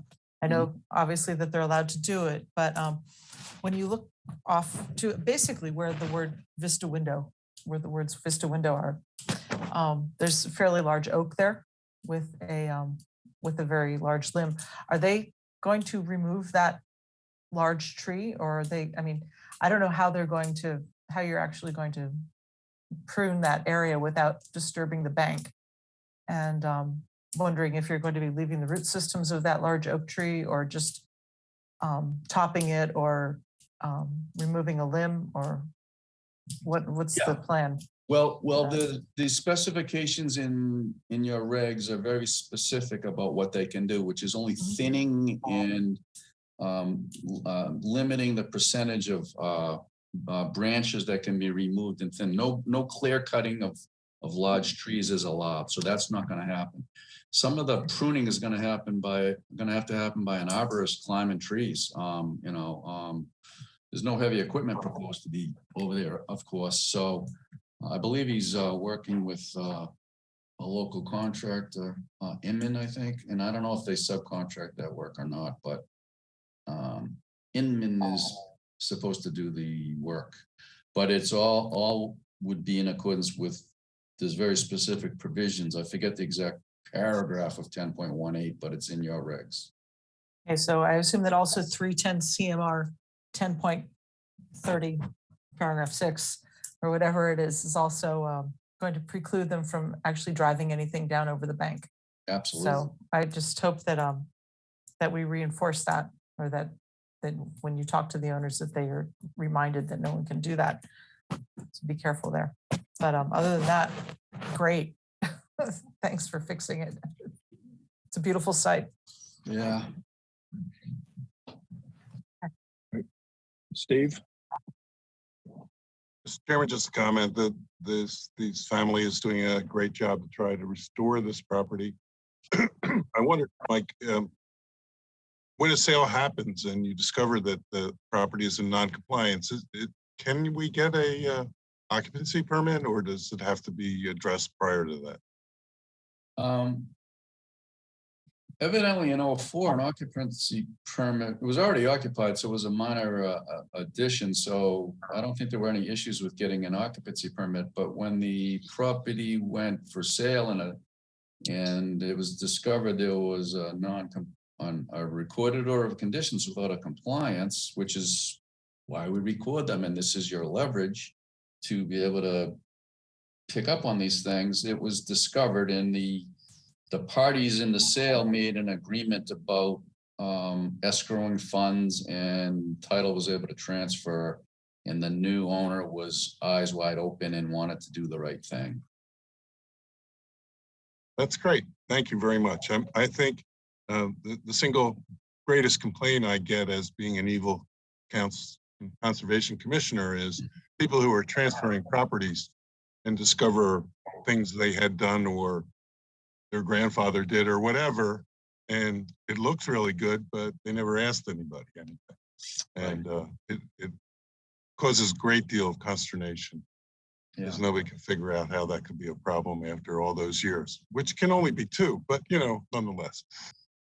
Seems like people don't read the documents because you're supposed to get the compliance immediately after the work's done. And these things end up going, I've had, this is an old one, but Jen and I have worked on several of these through the years. And obviously our staff doing the great job they are keeping ahead of coming projects are having a very difficult time with verifying these compliance issues. But thank you for your help in this case. Mm-hmm. Thanks, Steve. Betsy. So Mike, I think you must have had fun with this. This was one of the more interesting projects we've seen. I had fun in that I could be the guy with the white hat coming to fix it. That was what made it a little fun for me, but I was a little shocked when I went out there. Well, yeah, I'm sure you were shocked. And those of us, the three of us who have been on for a long time, realize how much better things have been in terms of trying to catch up with these compliances through the years. But I thought that you and the new owner did a really good job, and you did a nice job in explaining, how you got to this problem and how you were able to solve it. And it made us all feel good. Thank you. Kudos to Mike. Yeah. Courtney. Mike, could you put the plan back up, the one that shows not the existing condition, the original situation, but what you've restored? This one? Yeah, and if you could kind of zero in on the addition with it, where you show the steps and so forth. Yes. Okay. And I apologize because I did not get out to the site, and so you can put this to bed real quick. The existing drawings show, 2 steps down, a little landing. So those 2 steps represent about roughly 14 inches, right? Yes. 7-inch rise. And is there a 1 foot step out of the slider there too, or is that? That's less. It's like a 3-inch lip, I believe. It's 21 Okay. inches. So how much of a difference is there between the first floor elevation and the existing grade? I'm seeing a foot, no, 2 feet.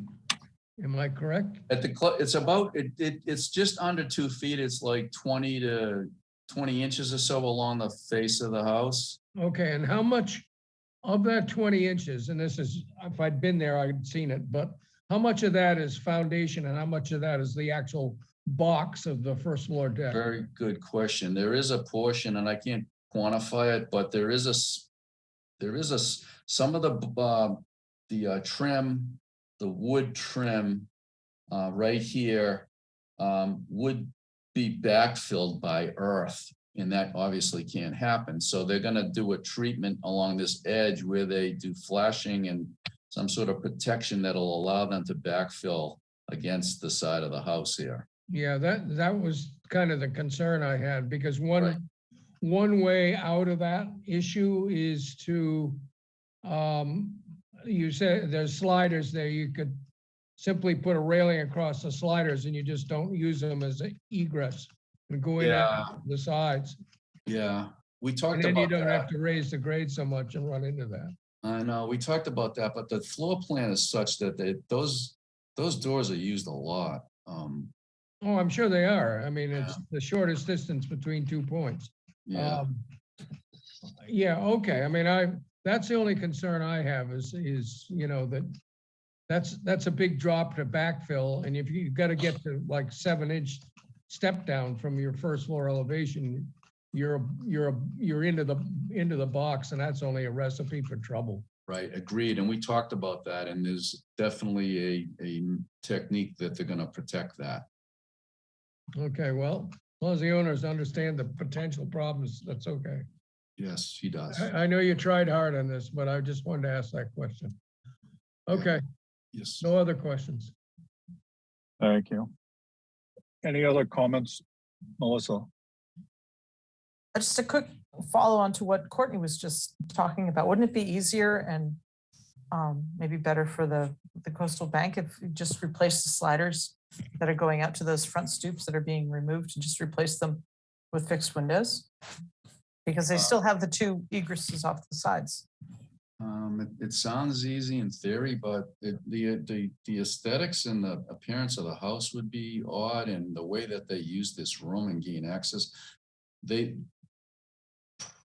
although it was not permitted, this area did get a lot of use and activity, and the access through these doors is sort of the way the floor plan lends itself. So he'd prefer not to do that. In addition to the added cost to do that conversion. As opposed to the added cost of getting all the backfill and redoing all the right. flashing and. No, he'd rather, and on About the balance, same. he'd rather not eliminate the sliders, Okay, because it's not going to be a deck or patio anymore, so it won't be right? as useful. It'll be a little squishy. He's very much aware of it. Okay. We talked about it, yeah. Okay, it's just a question. Thanks. Mhm. Anybody else? All right, Jen, is there anything in the public chat function, please? Nothing in the public chat. Okay. All right, folks, what's your pleasure? I'll make a motion to close the hearing and take it under advisement. Third, second. All right. We have a motion, the second, to close the hearing. There's nothing further. Well, there's one thing further, Mr. Chairman. I owe you a revised plan, so I'm assuming you're allowing me to submit that with the hearing closed. Maury's comment about adjusting, compensating for the oak trees and changing the layout of the mitigation. I will be submitting a revised plan to you for that. We can condition that for you, Mike. Okay, great, because he wants to try to get this. I don't know if he's still gonna go forward this fall. It might be too late for planting and things like that, getting them the stock. It's mostly From our perspective, he'll have that option, Maury. the stability also of I don't know if they're putting sod in or seed, but if they put sod, it would be stable, but seed will never make it. Absolutely right. He might do some of the planting in reserve the final. I don't know. He's got to talk that through with his contractor. All right, again, we have a motion and a second to close the hearing. There's Yeah, nothing further. just one thing, Mr. Chairman, Mike would, come on, Jamie. You might have a date certain on this, that the patio has to be removed by a date certain next year. Mm-hmm. Okay, all right.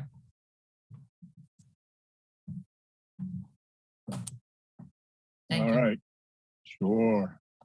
Anybody else? Come on, somebody else have something. All right, going once, going twice, we're voting. This is to close the hearing. Betsy, Gladfelter, aye. Courtney, Bird eye. Matthews, aye, Kevin, O'Brien, I. Maury, Hello, Hawk's Eye. Melissa, Tell guy. Steve. At 9. It is unanimous. We have closed this hearing. Thank you, Mike. Thank you. Have a good night. Hi, Mike. Good night.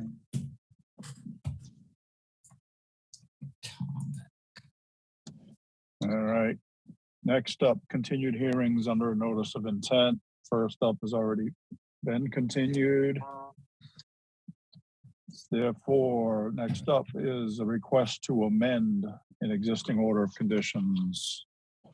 Nicholas and Louisa Diazo, 105 Meadow Neck Road, Falmouth, Mass. Request to amend the order of conditions for Mass DEP number 25-4622 to permit a path to the water, the construction of a kayak rack, and reconfiguration of the previously approved patio. Then, Yes, Mr. Chairman, I promoted Tom Bunker up to go over his amendment request. Mr. Bunker, you're up, sir. Yes, thank you. I'm back. Yeah, I'll share my screen and show you a couple pictures, or one at least. I think. Hold on. Oh, I would like to be there. There it is. Okay, I do have two. I have one, the plan that was approved under an order of conditions in 2021, which was for this house and septic system. The limit of work was around here because we have this 50-foot coastal bank, zone A, running across the property over here. And that zone A, the coastal bank zone A, of course, emanates from this zone, this coastal bank in this location. And there is the Falmouth wetland regulations zone, velocity zone. And this is a coastal bank in a velocity zone, so it has a 50-foot zone A. There's also a salt marsh up here, and there's a 100-foot salt marsh zone A, which is fairly close to the coastal bank 50-foot zone A. And of course out here, Moonicus River and whatever. So at this time, when we did this plan, there were no plans for a path to the water or vista prune or anything else. I understand that a vista prune has been approved for him on this site. This is our plan to amend the order where we're now requesting on this proposed 14 by 14 patio in this location, and I'll go back to the other one. So we had a deck and a sunroom here, or the patio is down here below the deck. And I think because of a little bit of some slope going down here, Mr. DSO wanted to put the patio up at the other side of the house up here. Yeah, I have the approved patio outlined here, and it's just moving up to here. Still, not within a zone A of any wetland resource area. It's just moving it. And had some paths going from this garage door across the sunroom to the patio, and so that's changed a little bit to go from the door and meet up with the patio, and then meet up with these steps, and then run down here, breaking through the limit of work. This would be a mown path running along on the DSO property until it gets to this location where they have permission to tie into the neighbor's path down here, and that heads down to the water. And I'd like to put in a kayak rack in this location. And I don't know if there are two sets of flagging out there now, but I had notes on the plan. This is the original path location that Mr. DSO flagged, was down this way, kind of meandered back and forth across the property line. My guy went out last week and flagged this line, which for the path, which stays on the property as long as possible before cutting over the property line to meet up with the neighbor's path. So you see it's not in the, it's in flood zone X, but it's within 50 feet of the coastal bank. It's within the A zone of the coastal bank, the kayak rack, and the A zone of the salt marsh. But it's just a small 10 by 10 square that could be mowed out with some wood chips put up there.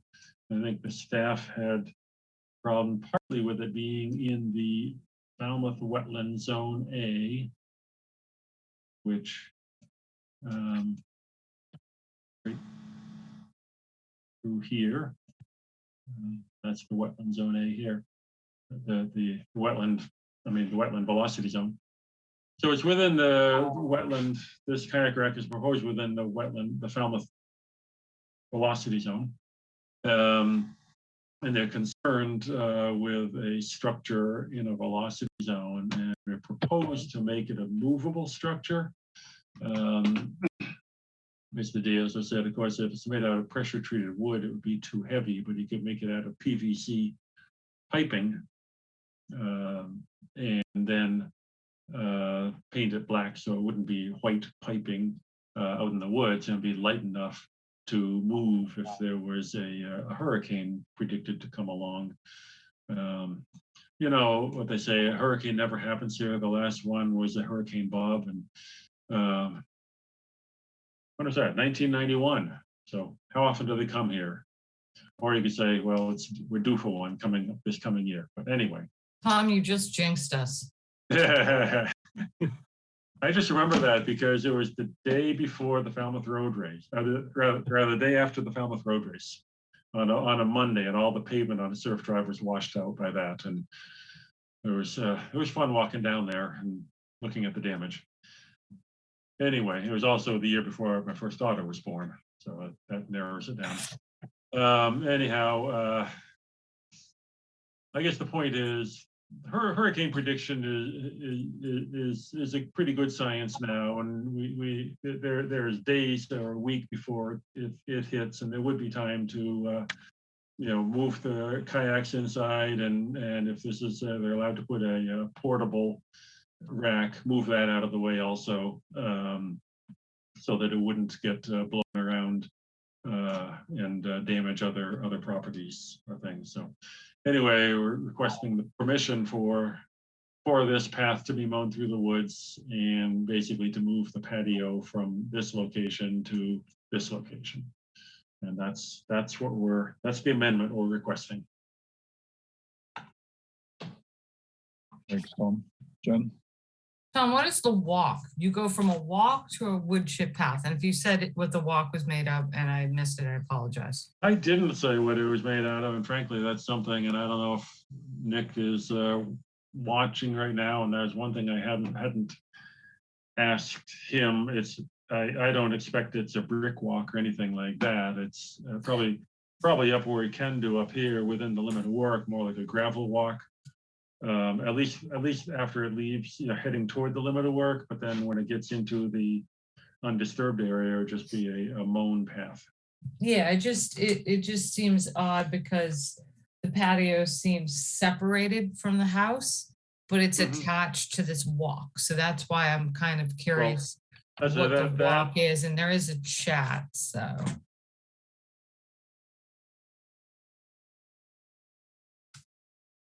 No, it's from Melissa. I know the applicant is, if the applicant would like to comment, if you could raise your hand, I can promote you up, sir.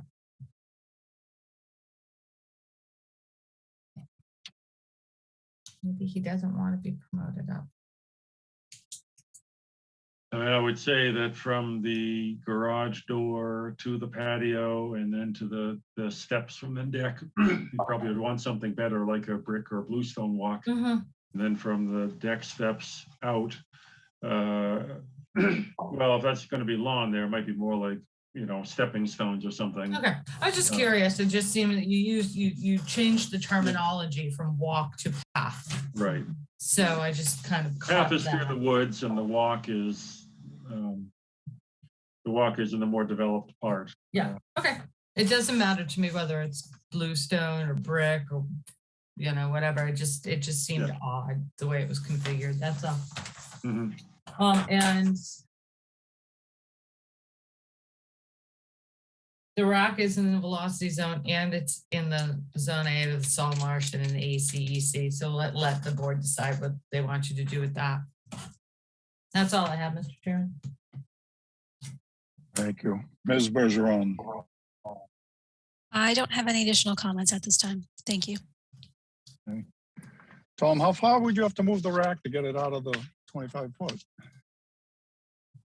The next spot where there's an opening between trees is about 18 to 20 feet further inland.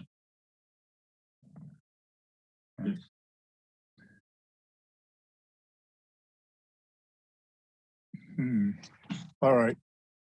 Commissioner comments, Betsy, No comments. Courtney? You know, the only concern I have about that rack and the storing of kayaks there, and I know that there was a discussion about the hurricanes and all of that, and if a hurricane came, you'd move it up and put it in shelter and all that stuff, but suppose these folks are not here. What happens to the rack and the? Well, if they're really not here for a while, I mean, I don't know, they probably would take the kayaks in anyway, and if the rack is still there, they could perhaps call the neighbor who's right there. But I also think that some of those PVC pipes don't have the weight if they're being tossed around in waves that some wood would do and wouldn't cause damage the same way that heavy wood structure would do. I mean, you know, I'm just looking at saying, well, yeah, we'll move it inland if there's a storm. Leaves a lot of things to chance. That's my point. Your explanation is logical and under normal circumstances, yes, but when the most damage occurs is when there aren't normal circumstances. True. Okay. You good? No other comments. Kevin? I just echo the previous comments. It just makes me nervous.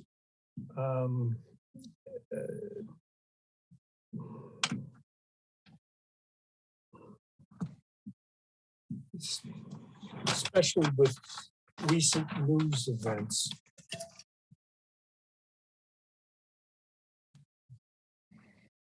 All right. You good? I'm good, thank you. All right. Maury? I think we've set precedent over and over with structures and kayak racks and things in salt marshes. I think we should be consistent. They're not that heavy, it's not that far. Could be further upland, like you said, Jamie, out of the V zone. And so that's my comment on the kayak rack. And the only thing that I wish was on this plan, Tom, is there's no distance from the coastal bank to pretty much any of the structures except one, which was the sunroom, but not the proposed 14 by 14 patio. So I scaled it, it's about 60 feet. And the old plan, I think it was, the closest thing was 65. So I just think we should have had that on the plan so we know if you were moving closer or not. And you know, just it would have been helpful, and maybe you could give a revised plan to show that. I'd say it is a few feet closer, you're right. Yep, 5 feet. But outside, but still within the limit of work. Yep. But you know, we know what happens to things that once as a patio becomes a house, and so anyway, it just should be on the plan. Distances to coastal banks are important. Yeah, I can do that. Okay, thank you. Were you referring to the previous hearing with Mike? I would do what both happens? of them. I would do both of them so that we would know. And back to your hurricane thing, Tom. Bob was bad, but we had a no-name storm on Halloween on October 31st, 1991, that did almost as much damage to areas as Bob did. And there was absolutely no warning, which is why it was called the perfect storm and many ships went down. So we don't always get that lovely forecast warning. No, you're right. Thank you, that's all. Good? Yep, it's good. All right. Melissa? Tom, the kayak rack. Yeah. You called it a mowed out kayak area. That turned me completely off it. I mean, it's bad enough that it's in the velocity zone. and it's in the 100-foot salt marsh zone A, and it's in the 50-foot coastal bank zone A. And then he mentioned that the next possible spot would possibly be 18 to 20 feet further inland, which, I mean, I'm a kayaker. That's 1.5 lengths of a kayak further inland. I mean, if you can't move your kayak 1.5 lengths, you shouldn't be kayaking in tidal waters. But you said it was mowed out on top of it. I cannot approve that kayak rack being in there. There's that. And then actually a question about the walkway along Jen's line. You know, you do call it the wide walk, which we assume it's going to be bricks or bluestone or something. I assume it's not going to be tarmac. But where does it transition into the wood chip path? Basically right at the edge of the woods there, or will it? Yeah, it's not, you're right, that's not shown on the plan, but it's at the limit of work. The limit of work is shown on At the the plan. limit of work, okay. So right at the limit of work, there would be the transition into a mode path, basically. Okay, yeah, they've got to get that thing out. I mean, yeah, the kayak rack has to move. Mhm. Sorry. And actually, it would be great if it could be more than 50 feet back from the coastal bank, but I'm willing to just get it out of everything else there. Thanks. That's it. Steve? Chairman, I have no additional questions. Thank you. Thank you. All right. Any more comments or questions from the board? Staff? Jen, is there anything in the public chat function, please? Nothing in the public chat function, Mr. Chairman. Mr. I'm Chair, okay. Anybody wants to come back and make more Just, comments? I just try to, once we get the vote. I mean, you know what I mean? I don't know. It's just me. Sorry. Mr. Byrd? yeah, assuming that we go ahead and close this, he will submit a revised plan prior to our voting. I would have to know how far to move it. I mean, Or are we going to continue this? well, I don't know. I mean, could you close it and then just say, you know, make it a condition that it be taken out of the velocity zone? Jen, what's your We sentiment? can do that. I mean, it's just a small area. We can condition that it stays out of the velocity zone, the A zone to the salt marsh and whatever else the board wants. That Yeah. can be conditioned, and then Tom will just have to address that in a plan. That's fine. We need a Mary? revised plan, don't we? Yeah. I can prepare a plan based on your conditions or your proposed conditions or whatever. Yeah, and there were some distances you had to mark. Yeah. Yeah, I'm comfortable Distances with from that. coastal bank Courtney. and the type of walk. Couple things. Yeah. We're comfortable closing it with that requirement that he submitted before we vote next week. Well, I would condition that's it, fine. Courtney. I would condition it so Tom has something to go on, like get it out of the V zone, get it out of the salt marsh. So you wouldn't be getting a plan by next week. If you wanted a plan by next week, then we can continue this to next week and Tom can come up with something and try to get it to us before. Could you do that, Tom? Could you get us something by Friday?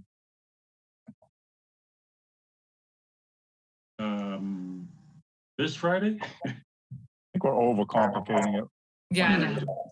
I mean, Right. I honestly, I have no problem writing in a condition that a revised plan to relocate the kayak rack outside the velocity zone, outside the salt marsh zone buffer, and whatever else other requirements you want, Courtney. I'm fine with That that. we would vote on. All right. Yeah. Given this. Maury, discussion- I just had one quick question. If he's removing vegetation in the A zone, does he have to mitigate for that somewhere?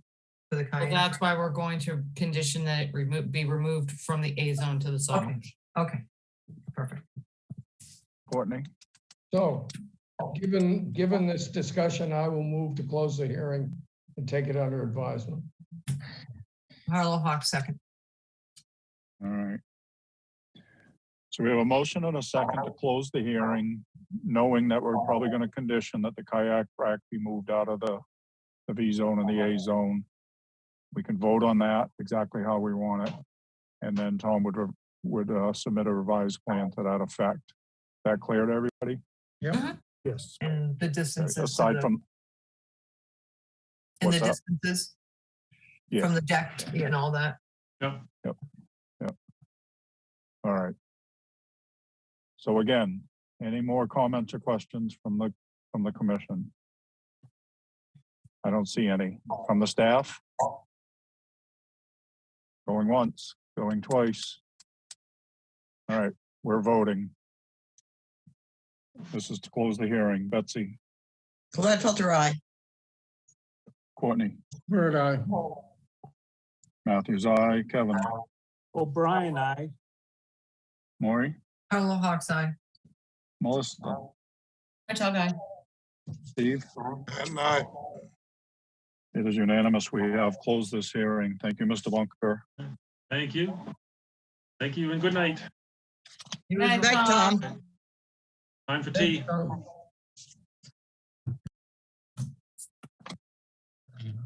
Boy, did we beat the kayak rack to death.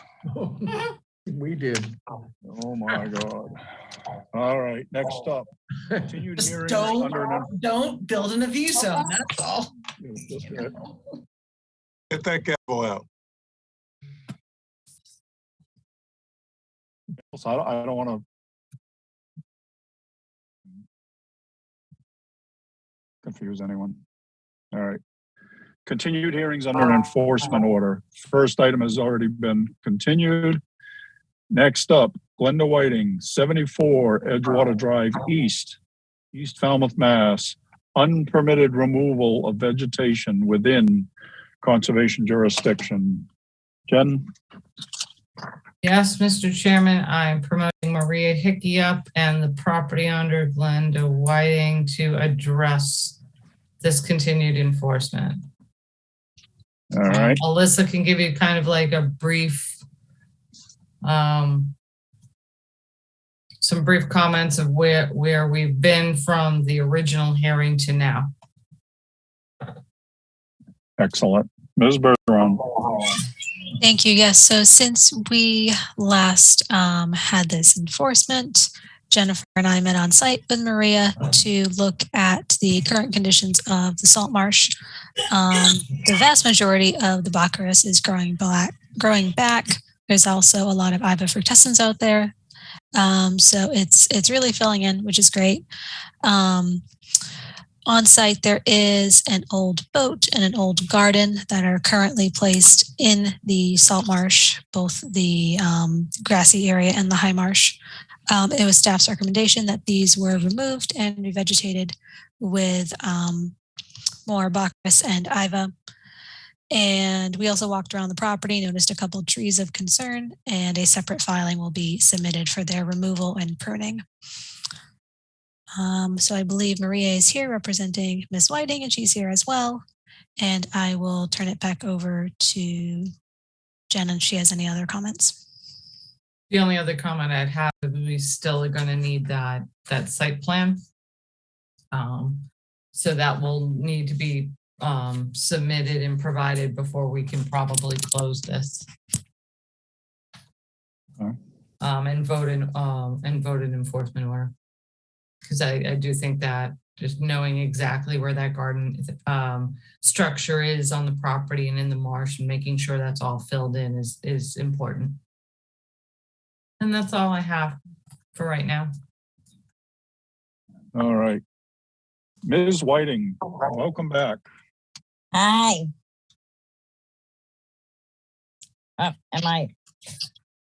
Can you hear me? We can hear you, ma'am. Oh, okay. Okay. I think Maria was going to do all the talking. Oh. If you want to bring All her right. on. Maria, you're up. Welcome. Maria, Unmute. you're on mute. Got it. Good evening, Jen and the board and Alyssa. For the record, Maria Hickey and Associates Landscapes. I'm sorry, my dog's in my face.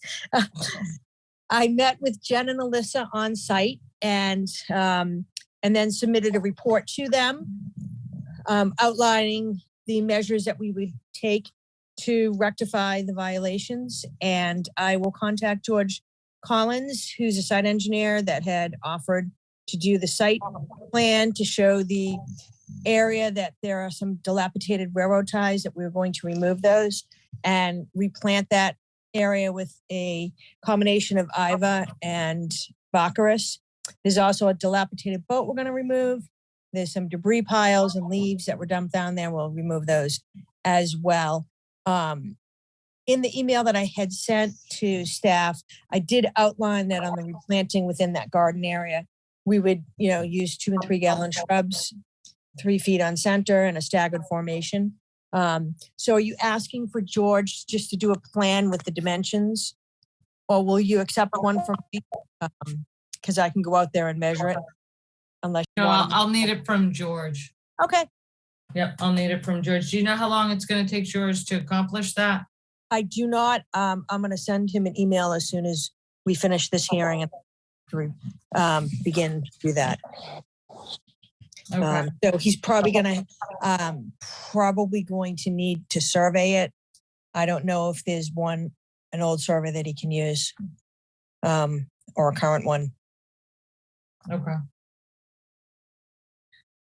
But it looks trying to figure out how long we continue this out for. Okay. Because ideally we wanted to, start work immediately, get the plantings in before we go any further into the season, but that's going to hold things up. I mean, he could be a couple of months out. All the site engineers are so backed out on their surveying. The problem is sometimes without a plan, things don't get done properly. Sure. So Could I propose that you or Alyssa or both of you guys, we could go back out on site and put in some 1 inch by 1 inch by 4 foot stakes and flag them as our planting area. And then I'd have you do an inspection as soon as we're finished planting, and those stakes would remain for however long you would like to have them there. Because I think we all agree upon where it needs to be planted. it's pretty defined. Yes. I mean, there are 4 corners of where the railroad ties are, so it would be super easy to do. It's up to the board. I mean,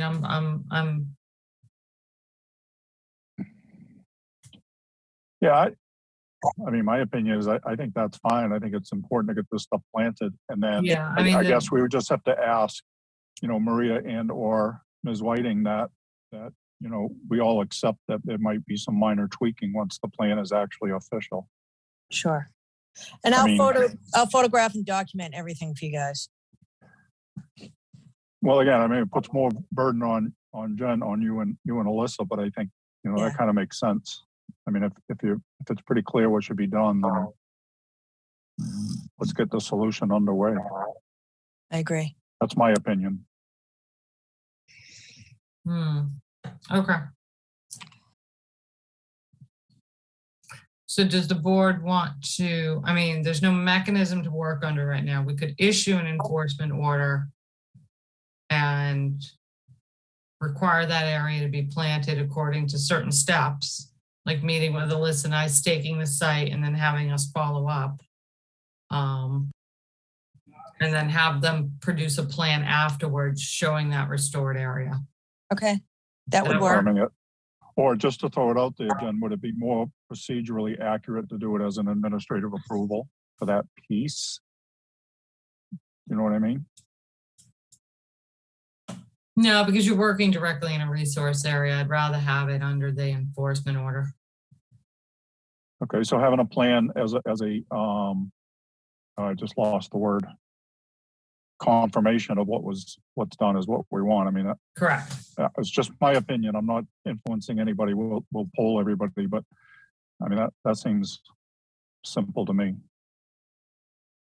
So let me poll everybody and see what everybody thinks. Betsy, you're on mute.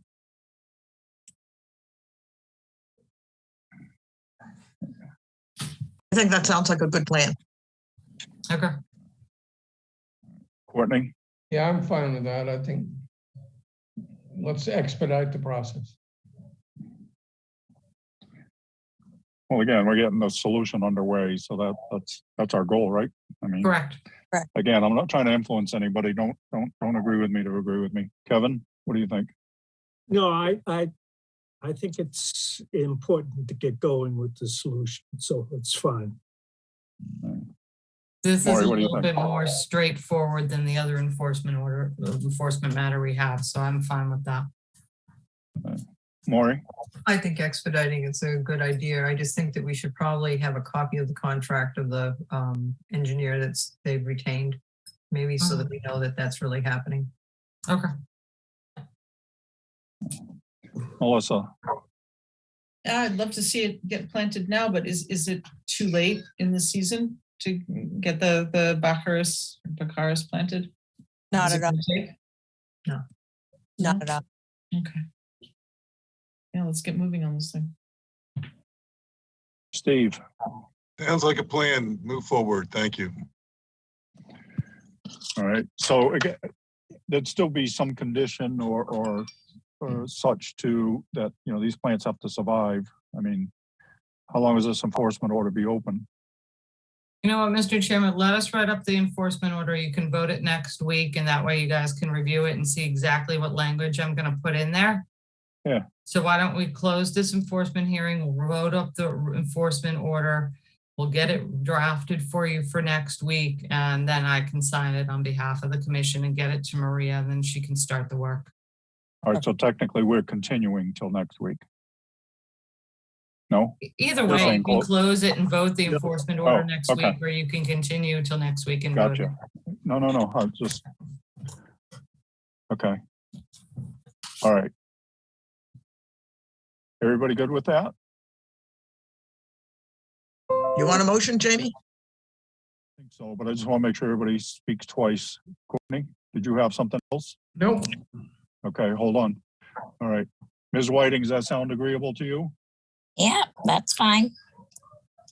It's in Maria's Appreciate you. hands, so that's, that's fine. Yeah. We'll take Well, care of it. We appreciate you working with Maria and working with staff. Absolutely. Okay. You had a motion. I'll make a motion to issue an enforcement order No, as, no? no, I think what the word we're looking for is to close this, and we'll get the enforcement order next week and vote on it then. Okay, then I'll make a motion to close this hearing and take it under advisement. And we'll discuss the details of the enforcement order next week. Carlo Hawk, second. All right. So we have a motion and a second to close the hearing. And we'll deal with the enforcement order next week. All right. Any more comments or questions? All right. We're voting. Betsy? Gladfelter, aye. Courtney? Bird eye. Matthews, aye. Kevin? O'Brien, aye. Maury? Carlo Hawk's eye. Melissa? Aye. Steve? And I. It is unanimous. We have closed this hearing. Thank you, Maria. Thank you, Ms. Whiting. You're welcome. Thank you so much. Have a great night, everybody. No. Bye. All right, next up, vote orders of conditions. First up, David Cleary, DC Builders, 18 Seabreeze Lane, Falmouth, Mass. Jen? Oh, okay. This is the raise and rebuild.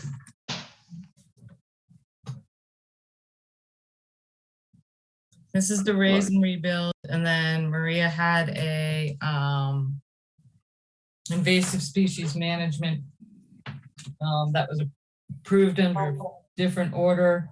This also includes the installation of new Title V, correct, Alyssa? Yes. Yeah, and the stone driveway. Raise, rebuild, new Title V. And they're reducing the bedrooms to 4.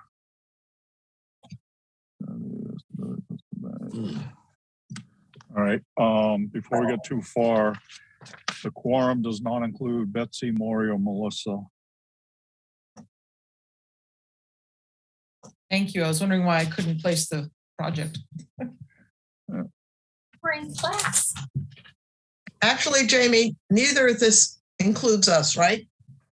So may we be excused? I'd You make a may. motion to close the hearing. Hold on. Yes, so Maury and Melissa, if you like, you are excused. You're not on either one of these. Thanks. I'll be back to close the meeting. All right. Good night, Steve, I'm ladies. sorry, I didn't. Good night, You had a motion. everybody. I'll be back.